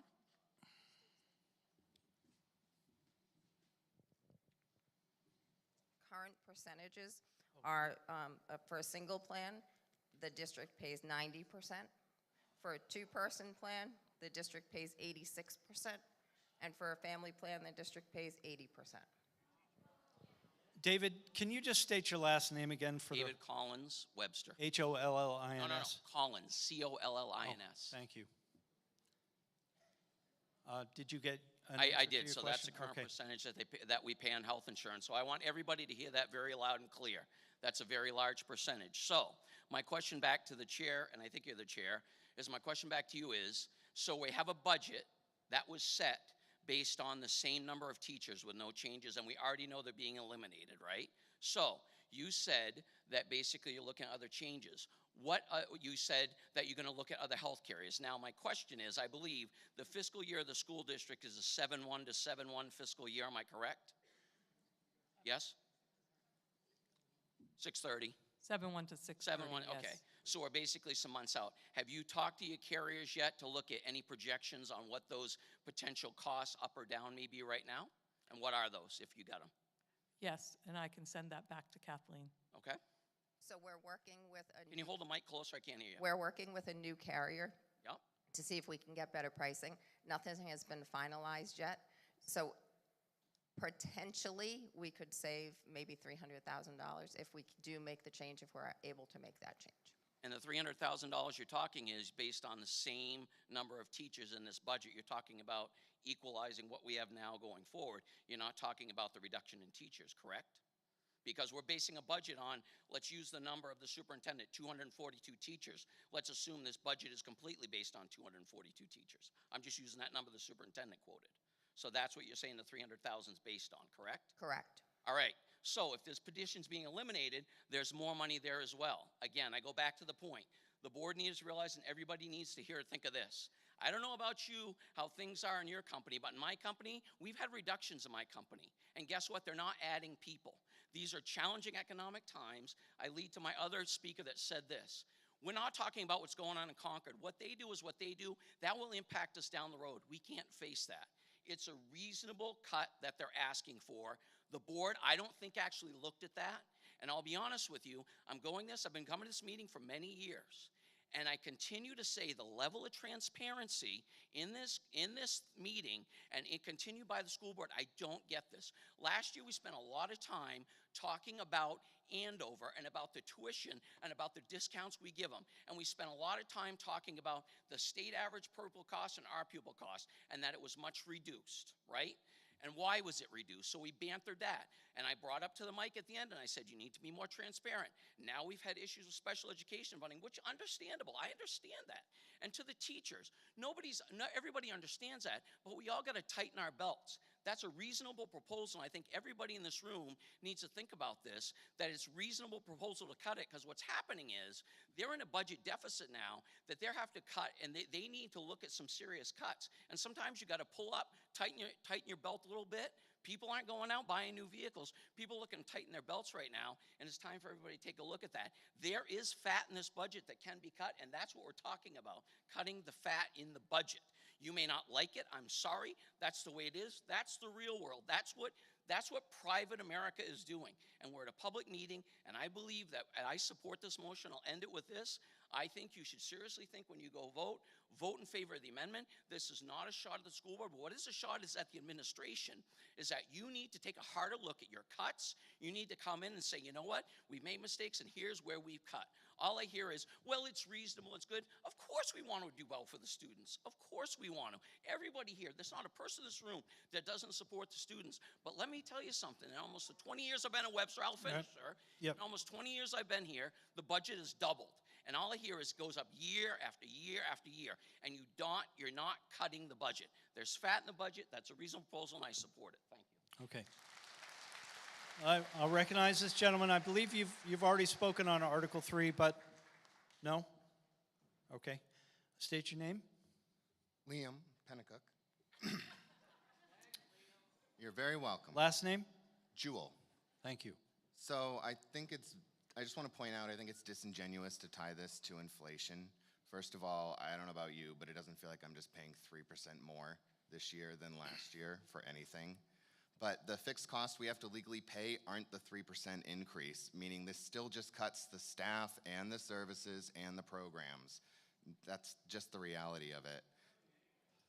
Those health insurance amounts, they're not, it's a lot, but it's not uncommon among schools, and that's the payoff for lower salary, right? It's like state workers. You take a lower salary because you get better benefits. Like, that's the agreement that we have with our teachers. And the budget is already moderate. It's not, I know that people feel like there's more room to cut. There's not new expansive programs being given by the people we elected to represent us and agreed on this budget to present to us, right? These aren't strangers, they're people we all voted for. And I just don't think that, I don't think the budget is this, full of like fat. It seems moderate. All the increases seem to be for things we're legally required to do anyway. So I would just ask you to also consider that perspective when you're deciding how much you may or may not want to cut. Okay. Heather, I believe you were in line when the motion to call the question was made. Proceed. Heather Wenschel-Boscawen. This is a question for the student service person. At last month's meeting, you made a comment about trying to get the districts to collaborate to help support the special needs kids. I moved 1,500 miles away from my son. Sorry. Would there, and a lot of people talk about thinking outside the box. Where I moved to, it was a public school within the district. We drove for the entire district, entire county of Florida, okay? It was a public school that was solely for special ed kids. They had every piece of equipment they needed. They had teachers that were very skilled teachers, not saying that we don't have them here, but what if we were to look outside the box, look at the districts around us, and see if somebody had a way to make it so that we're not transporting them to Portsmouth, we're not transporting them to Northfield. They're within our district, and then all the districts that send kids help support that school. It may work out to be cheaper in the long run. Okay. All right. The pending motion is the motion to move the question. It's been seconded. It's non-debatable. If you're in favor of moving the question on the voting on the amendment to Article 3, which is the reduction in the bottom line figure to $49,747,050, you will vote yes. If you're opposed to ending debate on that amendment, you will vote no. Are you ready for the question? All in favor of moving the question on voting on the amendment to Article 3, please say aye. Opposed, nay. And the ayes have it, and we will proceed. There was a secret ballot request for voting on the pending amendment to Article 3. Therese, can you cite the names and provide them to me in writing? I can. Therese Bastarash, Kevin Bastarash, Jen Mercer, James Troon, and Amy Griffin. Okay. Is that 4 or 5? Okay.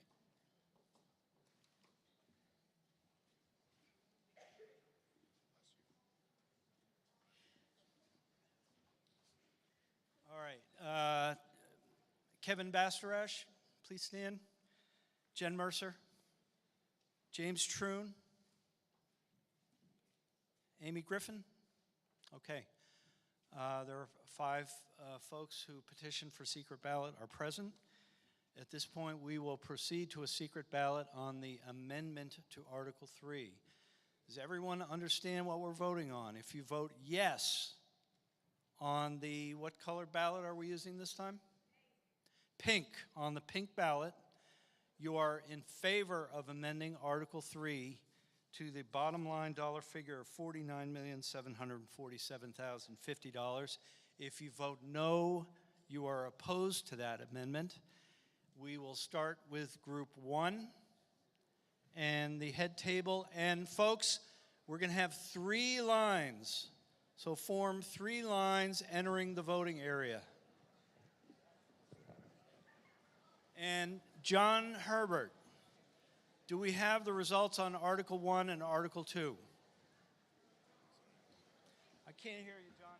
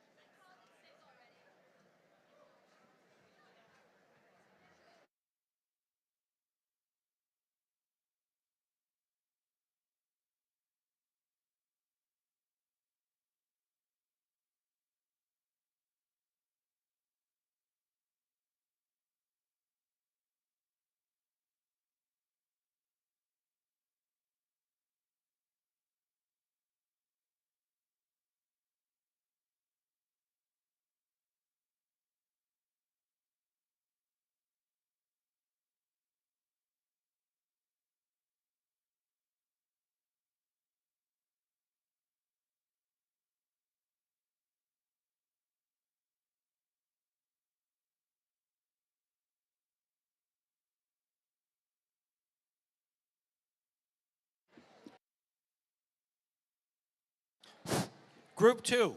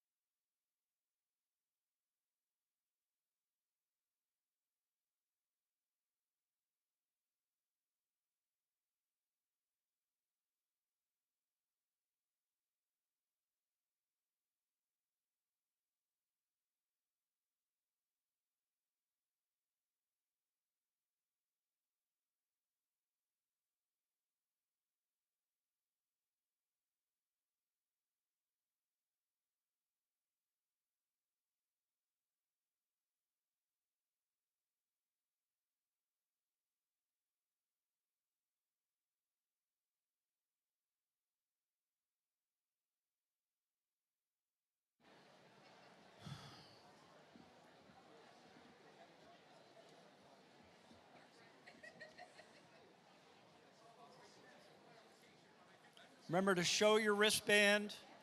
Make sure it gets marked for a second time. Vote yes, vote no.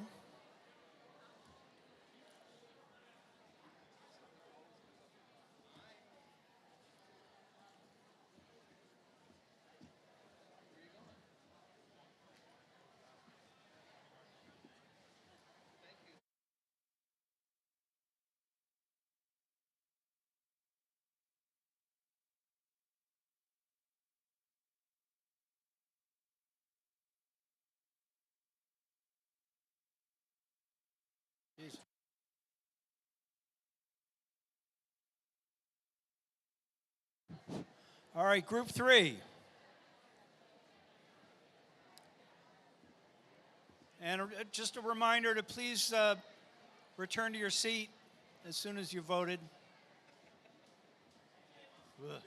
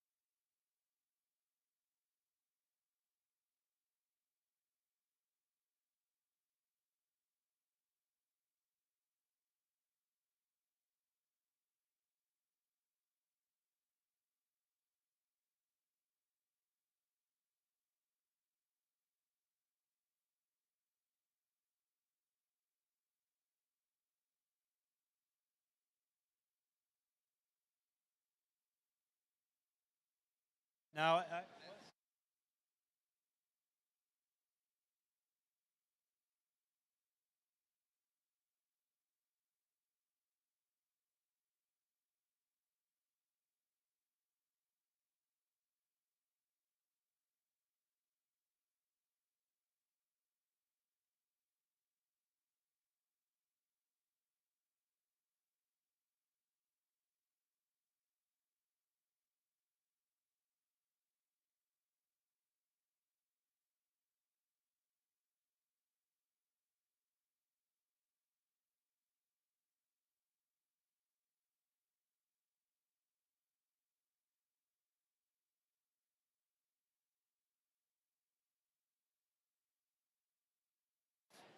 Sorry. Yeah. Group 4.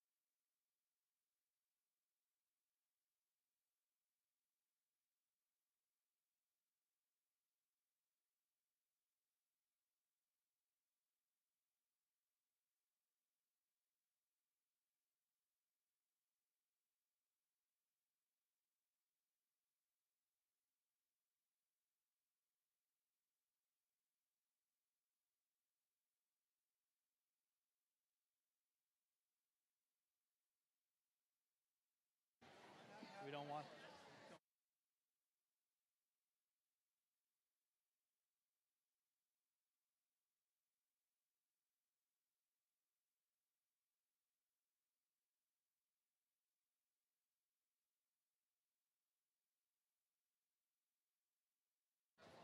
All right, Group 5. And if you've already voted, please return to your seat.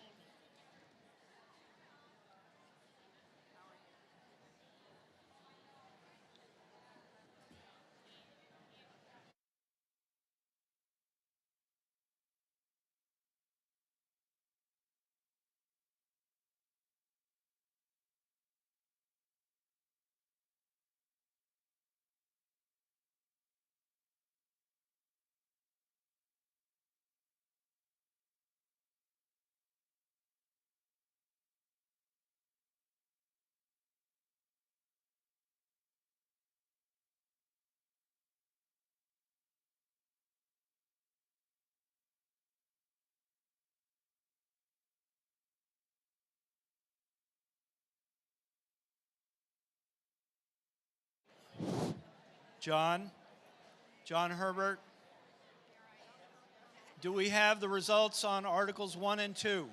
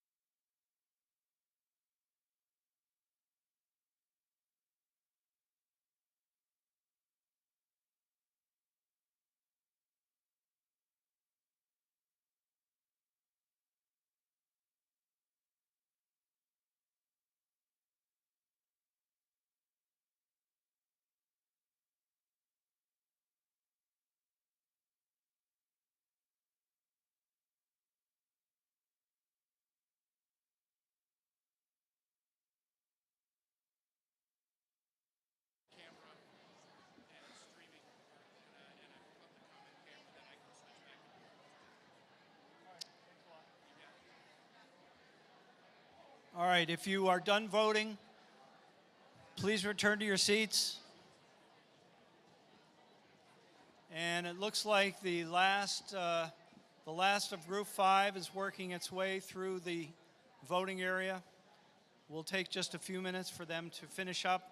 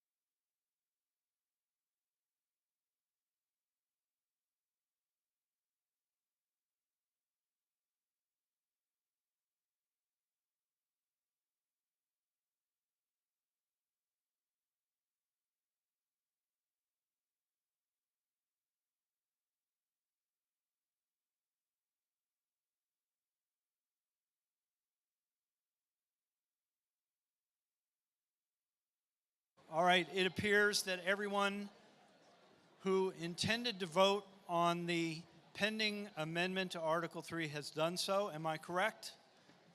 And our intrepid team of voters, counters, is busy counting. At this point, I have the results of voting on Articles 1 and 2. And thank you to our group of counters. We had a very, very large number, really, I think a record, at least in my time, record number of ballots cast. So if you'll quiet down for a sec, I'll read the results of Articles 1 and 2. Article 1, to choose a moderator by ballot for the ensuing year. There were a total of 796 ballots cast. There were 500 undervotes, which means there was no vote on that ballot, on that particular race. With 252 votes, Charles Niebling received 252 votes. There were total of 44 other write-in votes for a total of, looks like about 30 different people. And lucky me. Charles Niebling is elected moderator. Jesus Christ. Be careful what you wish for. For the 3-year term, we move to Article 2, which is to choose by ballot 5 school board members. For the 3-year term in Boscawen, a total of 814 ballots cast. There were 104 undervotes. Stacy Jarvis with 440 votes, Patrick Saddlemeyer with 73 votes, Bill Hines as a write-in candidate with 195 votes, Karen Berry as a write-in with 1 vote, and Marty Smith as a write-in with 1 vote. And Stacy Jarvis is elected to the 3-year term representing Boscawen. Pennacook, 3-year term. There were a total of 841 ballots cast. there were 331 undervotes. Tracy Bricky with 497 votes. And 1, 2, 3, 4. What did I say? I meant Pennacook. Sorry. And 1, 2, 3, 4, 5, 6 individuals with a total of 8 write-in votes. And I mentioned 331 undervotes. And Tracy Bricky is elected to the 3-year term representing Pennacook. For the 1-year term from the town of Boscawen, total of 838 ballots cast. There were 51 undervotes and 2 overvotes. Ryan Gunn with 47 votes. Thomas LaLiberty with 521 votes. Gary Tillman with 210 votes. And 4 individuals receiving a total of 7 write-in votes. And Thomas LaLiberty is elected to the 1-year term representing the town of Boscawen. For Salisbury, a 3-year term, there were a total of 846 ballots cast. There were 76 undervotes. Louise Andrus with 361 votes, and Lorna Carlisle with 409 votes. And Lorna Carlisle is elected to the 3-year term representing the town of Boscawen. In Webster, 3-year term in Webster, there were 846 ballots cast. There were 288 undervotes, with David Nesbitt with 543 votes, and 1, 2, 3, 4, 5, 6 individuals receiving a total of 8 write-in votes. And David Nesbitt is elected to the 3-year term representing the town of Webster. Congratulations to all candidates, and thank you to everyone who stepped up to run for office for the Merrimack Valley School Board.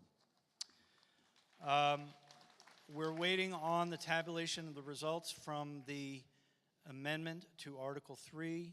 And Heather, I want to get an answer to your question. You asked a question in the remarks that you made or comment that you made, and I'd like to recognize Julie to speak to that.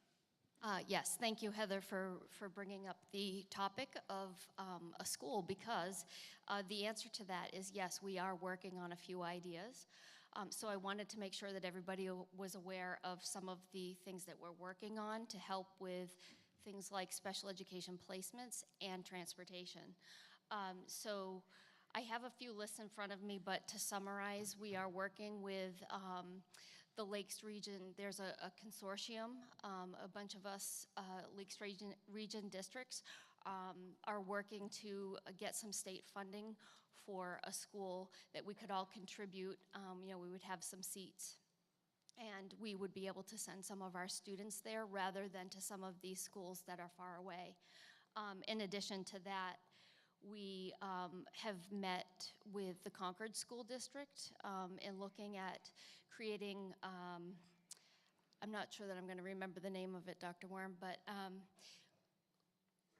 a group so that we can share the cost of transportation for some of our out-of-district students, so that if we have multiple students, let's say we have between 3 districts, we have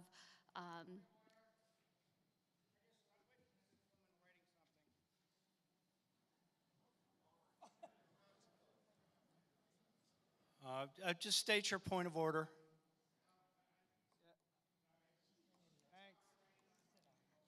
She's probably tabulating results. Go ahead, so Julie. let's say between 3 districts, we have a small group of students going to Spalding Youth Center. We could share that cost. So that's another thing that we're working on. And then the final thing, I have lists in front of me, but the 3 big ones, the final thing that I really want to make sure everybody hears tonight is that we have the Merrimack Valley Learning Center over on Washington Street. That is the home of a lot of students who could potentially be in out-of-district placements. We have 15 high school students in the special ed program. We have 4 students in the middle school special ed program. We have 10 of our high school students in an alternative ed program over there. These are all students that would potentially be struggling here in the larger setting at the high school, or perhaps to the level where we would be discussing an out-of-district placement for them, and we are lucky to have the Learning Center that we can use for that purpose. In addition to that, we are tuitioning students into that program from 5 other districts.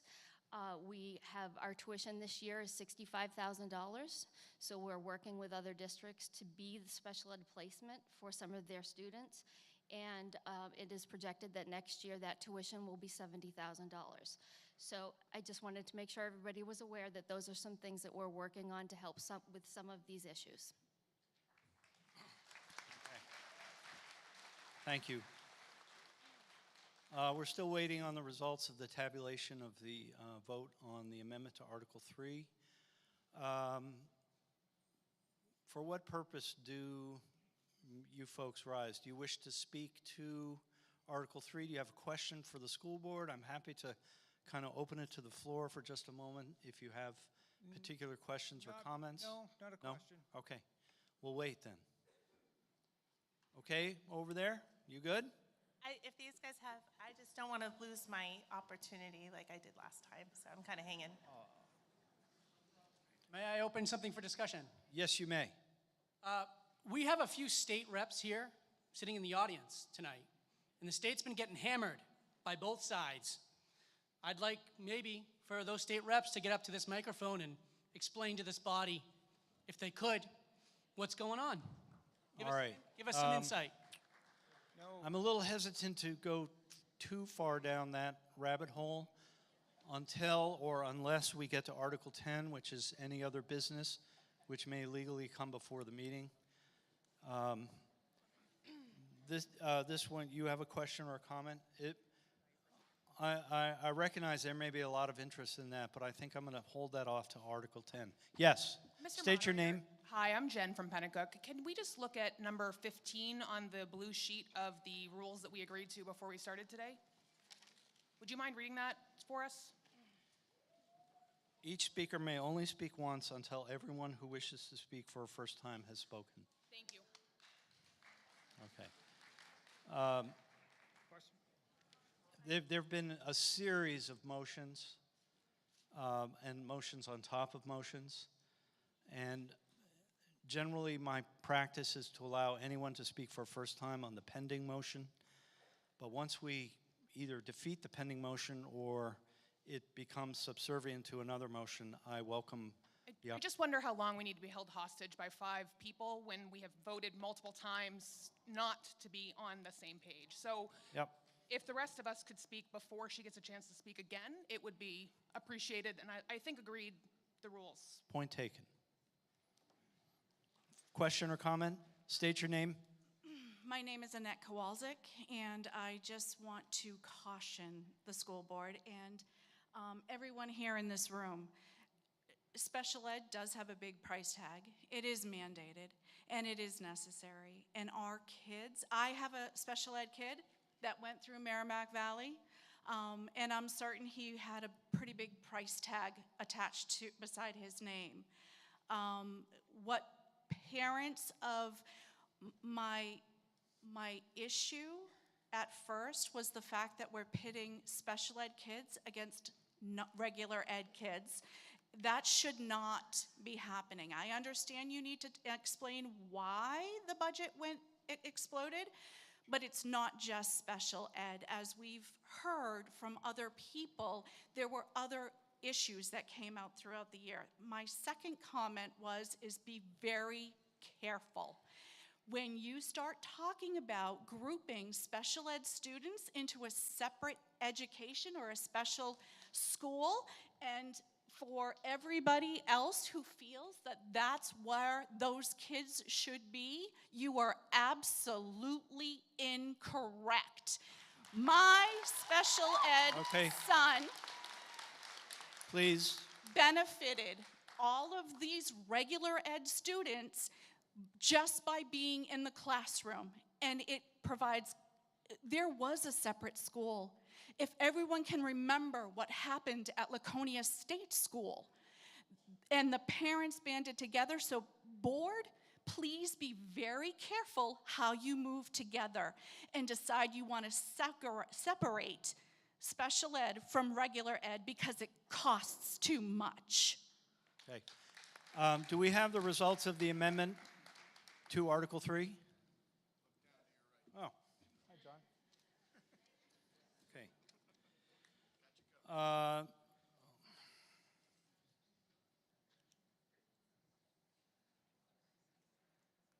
A total of 549 ballots were cast on the amendment to Article 3, 294 in the affirmative and 255 in the negative, and the amendment to Article 3 is adopted. We're going to move now to voting on Article 3 as amended, and it is open to further amendment. Questions or comments on the pending motion, which is the adoption of Article 3 as amended? I would like to motion for no reconsideration and to move the question. Excuse me. Teresa's had plenty of chance. Do I get a chance to speak? Everyone will get a chance to speak. But Go ahead. Okay. Yes, and I won this time. I would like to propose an amendment to Article 3. It can be amended again. Pardon?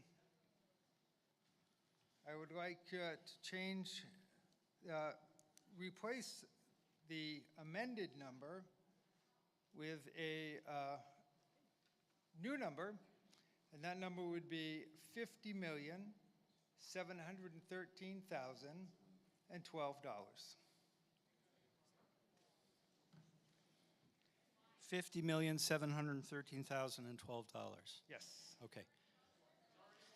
But Article 3 as amended is open to further discussion and amendment. Then I would be. Is there a second to your motion? I motion to move the question and to cease reconsideration and to vote on Article 3 as just amended by the audience.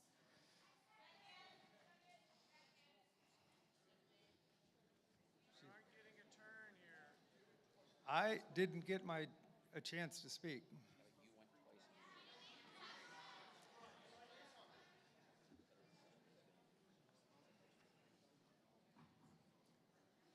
I never left the mic. Therese, the effect of restricting reconsideration on the vote just taken on the amendment is to restrict any further consideration of that dollar amount. It does not preclude anyone from proposing further amendment to Article 3. But if I move the question to proceed with the vote for Article 3 as just amended by the group, we All should right, be voting. in fairness, that is the process that we undertook earlier, and I allowed the vote to move the question to come to a vote by the body. If 2/3 of the body votes to move the question, we will proceed to a vote on Article 3 as amended. If less than 2/3 of the body does not support moving the question, we will allow Article 3 as amended to be open to further discussion and amendment. Is everyone clear? Charlie, At the mic to be able to speak when there has been a request to move the question. So we've allowed people who have been standing at the mic to speak. In the prior deliberation over the First Amendment, ultimately where we ended up was allowing a motion to move the question to proceed. Speak into the mic, please. Point of order. She's spoken 3 times on Article 3. He hasn't spoken any. He should get precedence over her. that's fair.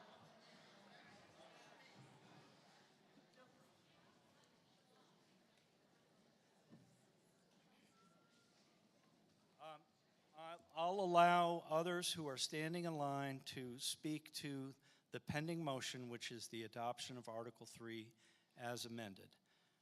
That would be my amendment, my new amendment.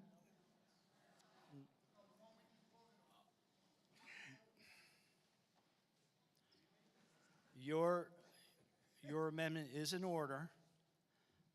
It was preceded by a motion to move the question.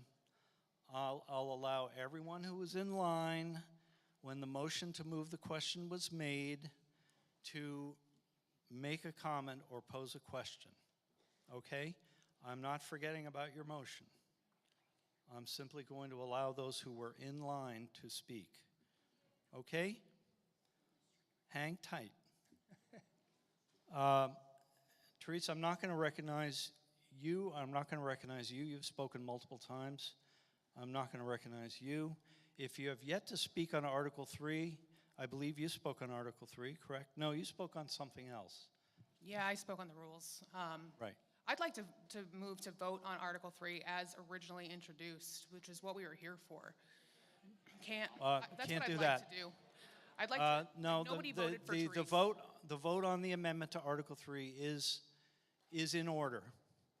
The results were definitive, 294 in the affirmative, 255 in the negative, and I am going to allow a vote on Article 3 as amended.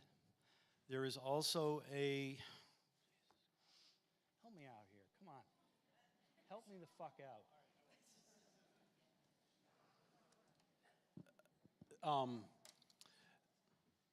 There's the motion on the floor right now is the amended budget of $49,747,050. That is the amended question on the floor. It's open for debate. It's open for amendment, right? So that's what's happening right now. Charlie needs a break. I'm happy to take over. He's not recognizing anybody on this side of the floor that's already spoken. So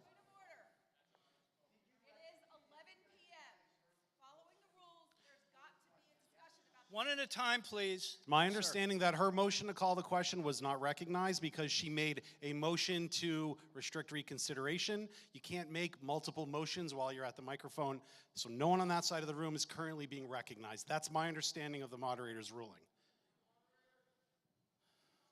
I would like to speak about Article 3. Is that permitted? Yes. Some folks have made the claim that increase to our property taxes will cause homelessness. As a higher educator who works at Plymouth State University, respectfully, I know people that spend the entirety of their academic and professional lives studying the complexity of homelessness. It is a socio-political phenomenon caused by a host of issues, ranging from housing costs to drug addiction. Many who are homeless are facing other issues: physical disability, mental illness, generational poverty. And as a person who was homeless at one point, my education and the quality of my education was what allowed me to rise from a life of poverty, and now I teach at an institution of higher education, preparing the next generation to lead our world into the uncertain future. I would like to remind everybody here that education is a method to prevent the things that we are talking about, to prevent homelessness, to prevent these issues, to work with state legislators so that our education is supported. Lack of high school, diploma, or GED is the top risk factor for youth and young adult homelessness. So let's stop arguing over pennies and support our students. Okay. Please. Okay. Everyone on that side of the has spoken. I'm not sure if you've spoken. No, I haven't. Okay, please. No, I just want to say I really appreciate all the work that went into the numbers in constructing the budget. I am familiar with finances. I just had a couple questions. The first question, I didn't see any balances on there of what the expendable trusts are, because I know they're sometimes dipped into in cases when you have overruns on costs. Is that something that we have, expendable trust that can and has been used in other school districts in order to fund not only the shortage, but also help augment a budget depending on what you decide on? Had you considered that? And do we have expendable trust balances that might be used for that purpose? So we currently have in the building and grounds, the MET, as you've heard, $716,691.48. And we have no balance in the program improvement and special ed lines. You can speak up. Okay, so then then basically, is there any consideration of using any of that expendable trust for this particular case? Well, the 716,000 would be used for facility projects. It has to be used in that way. Okay. So because that each of those funds has a specific purpose. Right. So that would be for building and grounds. And right now we're looking at the potential in a few years of a new roof on the high school. Yeah, just a suggestion, you might want to build up an expendable trust for that very purpose when you do have shortfalls. That is customary in some school districts. Yeah, those are articles further on down the warrant. Okay. All right, thank you. Pat, have you spoken once? I did on, I think, another topic, but Is there anyone over there who has yet to speak? Okay, I'll recognize this individual. Please state your Call name. me a woman. My name is Kelly Bocan from Loudon. I have a question for the school board. What is the average student to teacher ratio? If you don't know, I do have the statistics.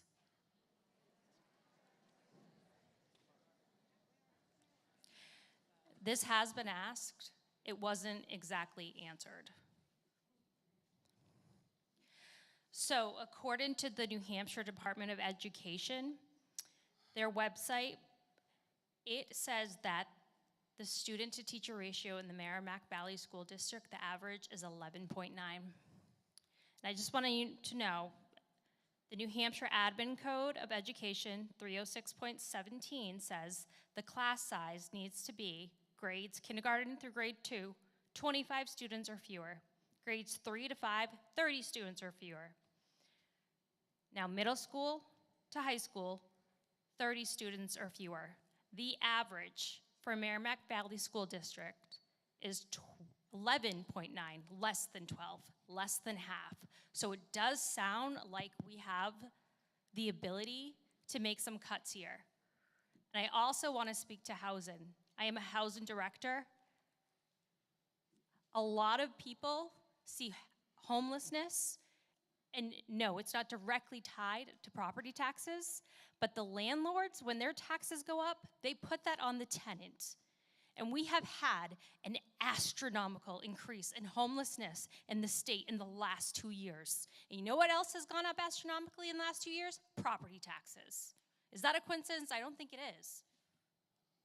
Thank you. Would you like to respond? I would. Just a couple points of clarification when we talk about student-to-teacher ratios.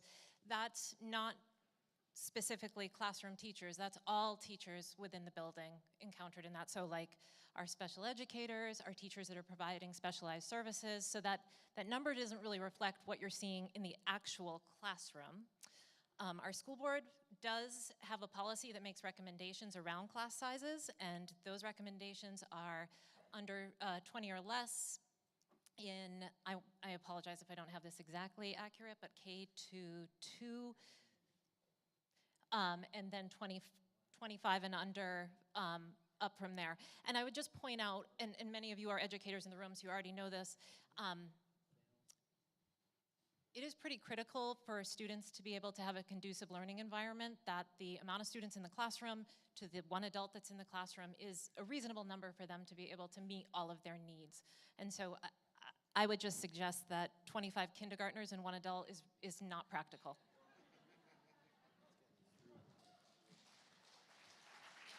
All right. In recognition of the time, I am going to try to complete business on Article 3 before we adjourn. And then I'm going to ask the meeting if you want to recess to another date to complete action on the balance of the warrant. So what we're going to do is recognize the motion made by Therese to move the question on Article 3 as amended by the adoption of Amendment 2 with the dollar figure of $49,747,050. If that motion to move the question is defeated, we will invite further discussion and amendment on Article 3 as amended. If that motion is adopted, we will proceed to vote on Article 3 as amended. Is everyone clear? So we're voting on the motion to move the question on Article 3 as amended. Are you ready for the question? All in favor say aye. Aye. Opposed, nay? I think the ayes have it. We will move now to adoption of Article 3 as amended. Are you ready for the question? All in favor say aye. Aye. Opposed, nay? I'm going to ask for a standing card count.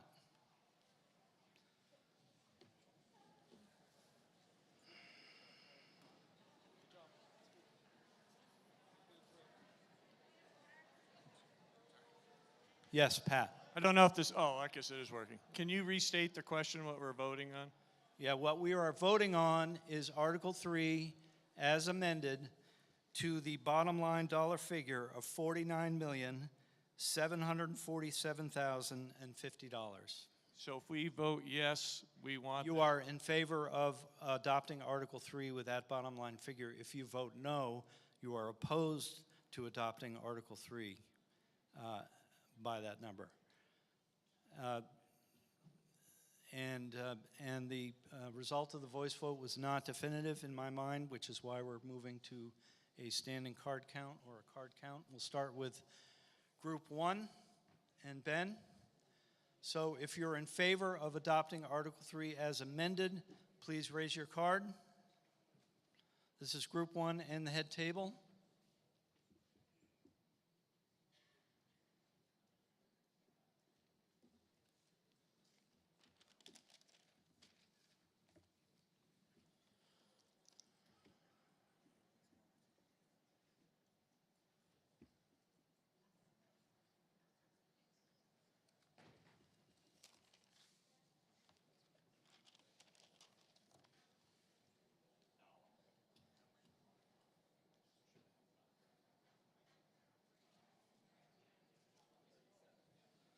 $37 in the affirmative. If you're opposed to Article 3 as amended, please raise your card.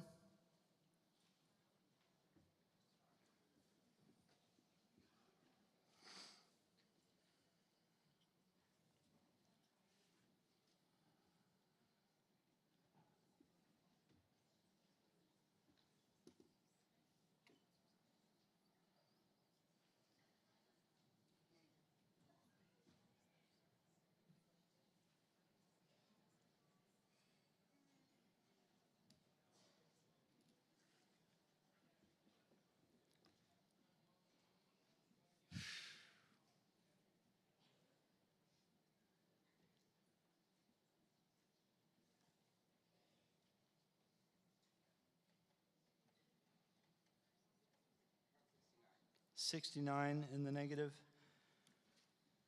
Group 2. And John, I believe you're the counter. If you're in favor of Article 3 as amended, please raise your card. Group 2.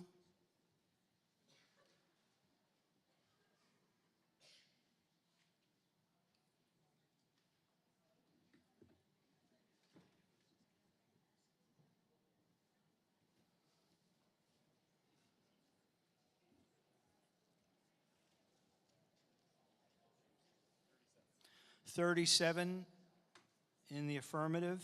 If you're opposed to Article 3 as amended, please raise your card.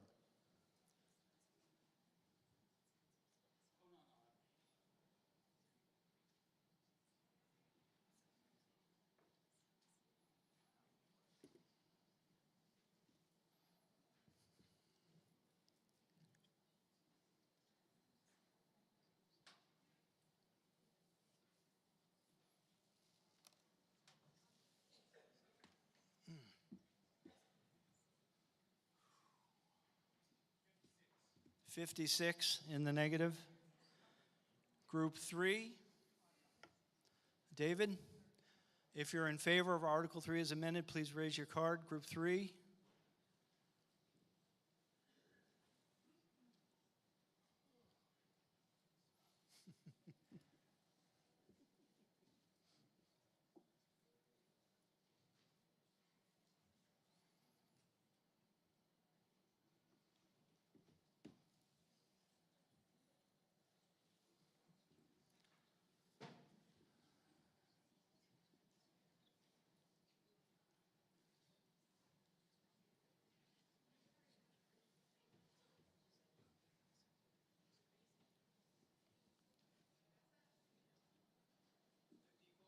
$54 in the affirmative.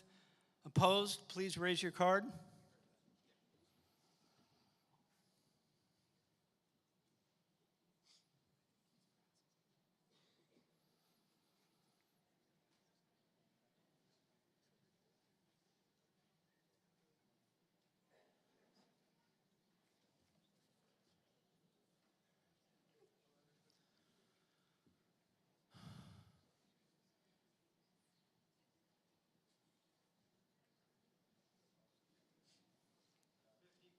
$54 in the negative. Group 4. Andrew, if you're in favor, please raise your card. That is in favor of the amended Article 3.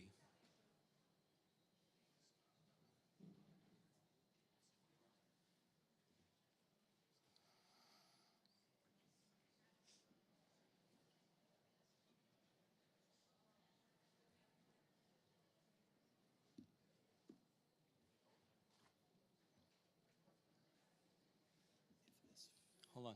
54 in the affirmative. If you're opposed, please raise your card. Group 4. What?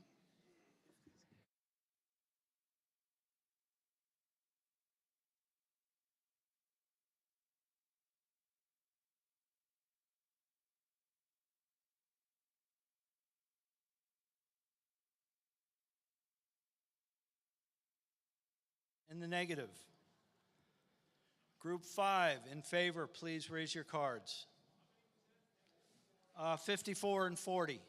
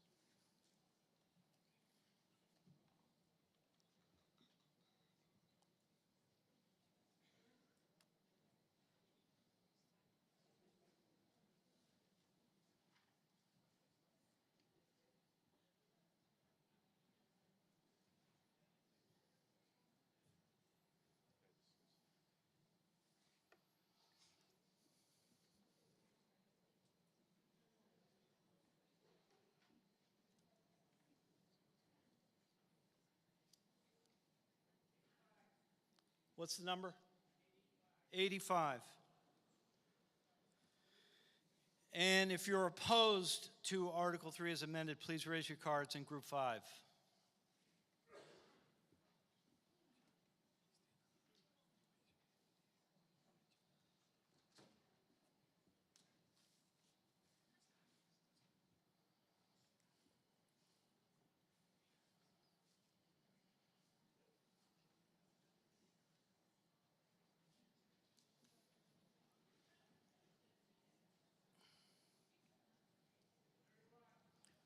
Thir- 31 in the negative.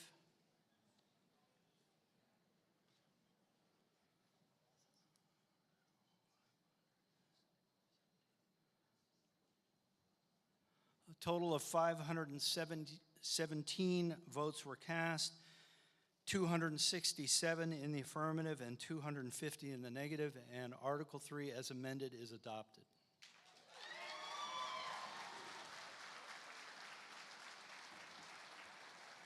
All right.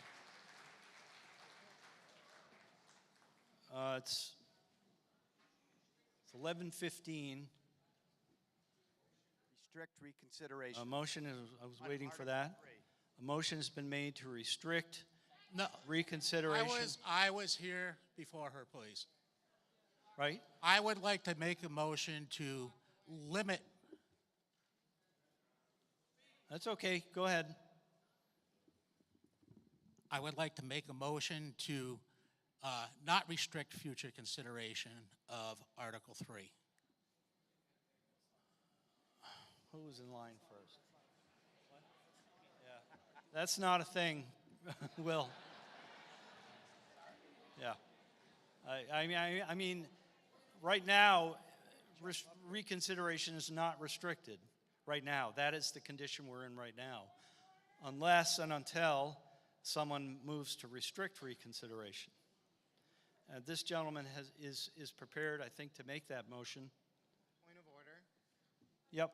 He was here first, and I think what he's trying to get across. He was here first, and I think what he's trying to get across, even if he didn't word it correctly, is that he'd still like Article 3 to be able to be considered. Thank you. Article 3 has been adopted as amended. It's been voted on. To be available for reconsideration. It can't now.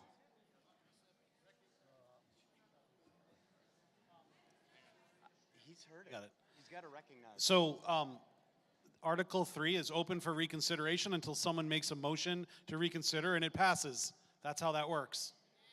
Point of order. I've made the motion. Whether I've been recognized or not is the question.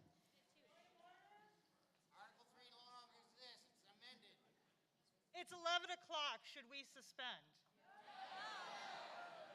All right, I'm going to put that question to the meeting.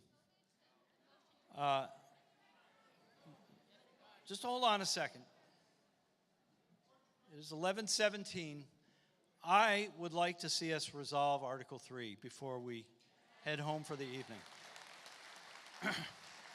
There's a good deal more substance on the warrant that will have to be taken up at a later date. But I would not like to see us suspend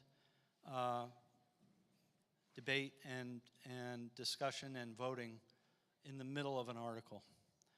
We have, I'm sorry, Will, I can't, sometimes I can't tell who got up there first because I'm not looking at that. You say you were first. I don't know if you were first or not. I just honestly don't know. What? Who's making a point of order?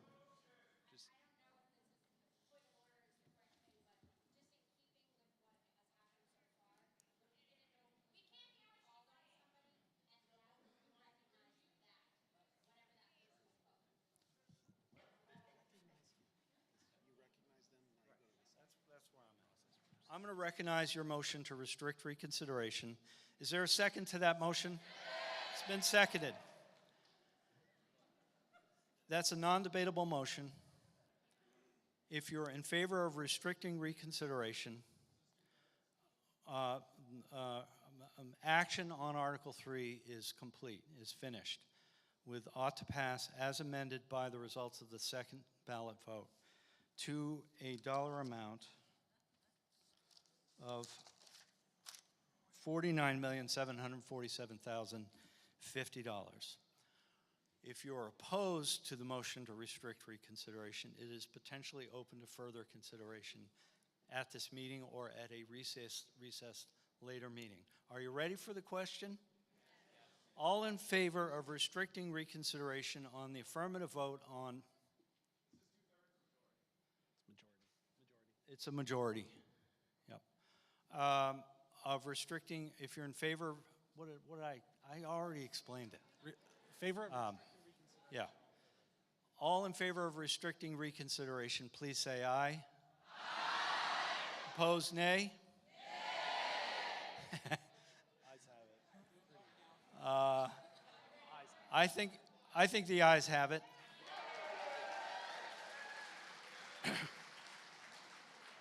All right, now I'm going to, what? Is there a request to vote by card, which I will recognize? No, I will recognize that. I think it's the right call. I'll ask my hand counters to, yep.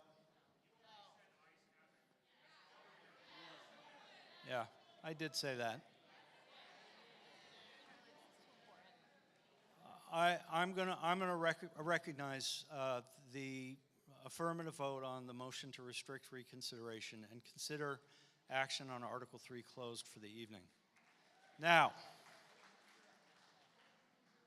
well, we can't adjourn because we've got more action on the warrant. What we can do is recess to a later date and to take up Articles 4 through 10. And the date, apparently there's no limitation on, there's no notice requirement on the recess date. Am I correct on that? So it would be you would recess to an adjourned session of this meeting on Friday, March 6th at Okay. 7 p.m. That would be Okay. That would be tomorrow night. All right. I'm going to propose that we recess this meeting to an adjourned session of this meeting on Friday, March 6th at 7 p.m. That's tomorrow night. March 7th. Mr. Moderator, before people start walking out the door, can I ask a point of order? Yes. We restrict the reconsideration on this article. That means it cannot be brought up for future votes, correct? That's so this correct. vote is done for this year. Except at a meeting that is noticed 7 or more days after this meeting.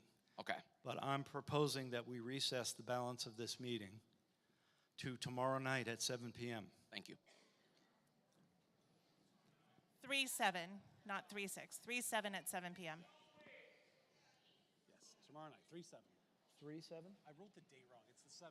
Yeah, I said March 7th. Okay. Yeah. I heard March 6th. Okay. At 7 p.m. That's tomorrow night. That's Friday night, 7 p.m. for continued action under the adjourned session on Articles 4 through 10. Ask for a motion. I'll ask for a motion on that proposal. Is there a motion? It's been moved. Is there a second to the motion? It's been seconded. All in favor of recessing the meeting to tomorrow night at 7 p.m., please say aye. Aye. Opposed, nay? The ayes have it, and we'll see you tomorrow night at 7 o'clock.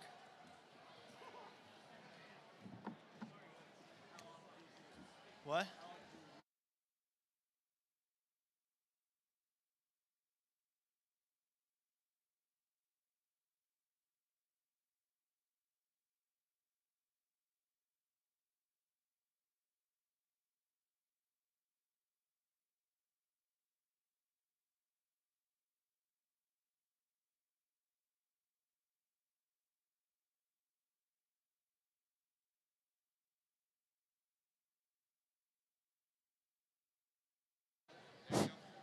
Newly elected board members need to be sworn in? No? Oh, okay. Okay, never mind.